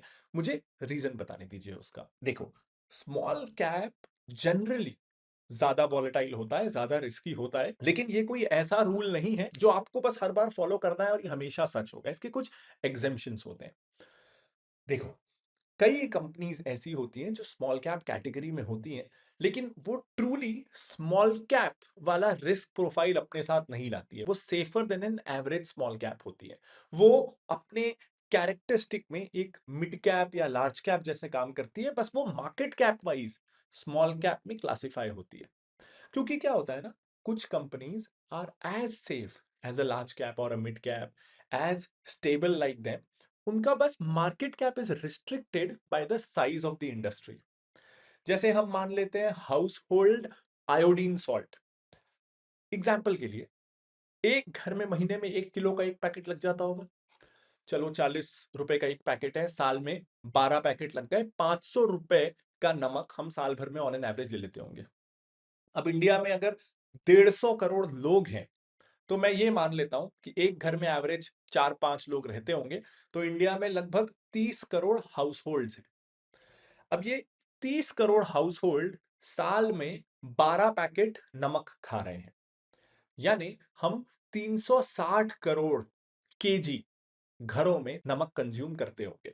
ये सब कुछ एग्जाम्पल है, हवा में मैं अभी एक ऊपर ऊपर के कैलकुलेशन ले रहा हूं, इसको डेटा मत मानिएगा। तो 360 करोड़ मान लेते हैं हाउस होल्ड नमक आयोडीन वाला कंज्यूम हो रहा है, जिसमें एक पैकेट की वैल्यू है 40, यानी ये टोटल इंडस्ट्री जो है ना, वो 14,000 करोड़ की इंडस्ट्री है। तो अगर 14,000 करोड़ की कोई इंडस्ट्री का साइज का लिमिट है, उसमें किसी के पास 50% मार्केट शेयर भी है, तो 7,000 करोड़ की तो सेल्स कर रहा है वो। और नमक यूजुअली एक बहुत ही लो मार्जिन बिजनेस है, तो मैं मान लेता हूं कि ठीक है 10% का मार्जिन कमा लेते होंगे बहुत हुआ तो 7,000 करोड़ की सेल में कोई प्रॉफिट कर रहा होगा, अगर उसके पास 50% मार्केट शेयर भी है 700 करोड़ का। अब इस 700 करोड़ वाली कंपनी को, क्योंकि ये कोई हाई ग्रोथ मार्केट तो है नहीं, तो कितने का पीई मिल जाएगा इसको? 15 का, बहुत हुआ तो 20 का पीई मिल जाएगा। यानी बेस्ट केस सिनारियो ये कंपनी का वैल्यूएशन 10,000 से 15,000 करोड़ के बीच होगा, बेस्ट केस सिनारियो। और ये सब कुछ अजम्पशंस है। तो ये कंपनी नमक में 50% मार्केट शेयर होने के बावजूद एक स्मॉल कैप कंपनी के रूप में कैटेगराइज होगी। लेकिन ये वॉलेटाइल नहीं होने वाली, ये रिस्की नहीं होने वाली, ये इंडस्ट्री लीडर है, डेट फ्री है, सेफ है। तो बाय इट्स कैरेक्टरिस्टिक्स ये एक लार्ज कैप कंपनी के जैसी है, बाय इट्स क्लासिफिकेशन ही बस ये स्मॉल कैप है। तो जहां जहां ऐसी अपॉर्चुनिटीज होती हैं, तो we like to take bets on these companies. And you can also join us जब हम ऐसी कुछ कंपनियां भी पिक करते हैं फिनोलॉजी 30 में। ये एक flexi cap stock recommendation product है, जहां हम फोकस करते हैं मार्केट क्लासिफिकेशन पे नहीं, क्वालिटी पे अक्रॉस एसेट क्लासेस। वो कंपनियां मिड कैप हो सकती हैं, स्मॉल कैप हो सकती है, लार्ज कैप हो सकती हैं। आर फोकस इज कि in the long run we help you in creating a good diversified portfolio across sectors, market caps, ऐसी कंपनीज जो अपने अपने सेगमेंट में मार्केट लीडर हैं, ज्यादा लेवरेज नहीं है, और जिसका प्रमोटर पेडिग्री और मोट दोनों स्ट्रॉन्ग है। This is the focus of Finology 30। हर महीने जैसे ही आपके पास न्यू मनी आता है, नई सैलरी आती है, तो हम हर महीने 2-3 आपको स्टॉक्स बताएंगे, ताकि उस महीने की सेविंग्स आप वहां डाल सकें अगर आपको ठीक लगे तो। So Finology 30 is now open for subscription. इसका लिंक आपको वीडियो के डिस्क्रिप्शन में और पिन कमेंट में भी मिल जाएगा। उम्मीद करता हूं कि जो मैंने आज स्मॉल कैप के बारे में स्ट्रक्चरली बात की वो आपको अच्छी लगी होगी। होपफुली आप कुछ नया सीख पाए होंगे। अगर हाँ, तो प्लीज कमेंट करके मुझे बता दीजिएगा आपको क्या अच्छा लगा, क्या अच्छा नहीं लगा। If you like the video तो प्लीज लाइक कर दीजिएगा, लेकिन अगर अच्छा नहीं लगा तो फील फ्री टू डिसलाइक और मुझे बताइएगा क्यों अच्छा नहीं लगा। It helps us improve. अगर आपको जिस तरीके से हम वीडियोस बनाते हैं, जैसा हमारा अप्रोच है वो पसंद है, तो आप इस चैनल को सब्सक्राइब कर सकते हैं, बेल आइकन दबा सकते हैं और अपने दोस्तों के साथ, फैमिली के साथ भी शेयर कर सकते हैं, ताकि फाइनेंस की इस नॉइज में वो भटकने से बच जाए। And hopefully they will also like what we do. तो इस साल भी पिछले कुछ सालों की तरह we are not issuing a fresh small cap recommendation. This is Pranjal Kamra signing off. Bye bye.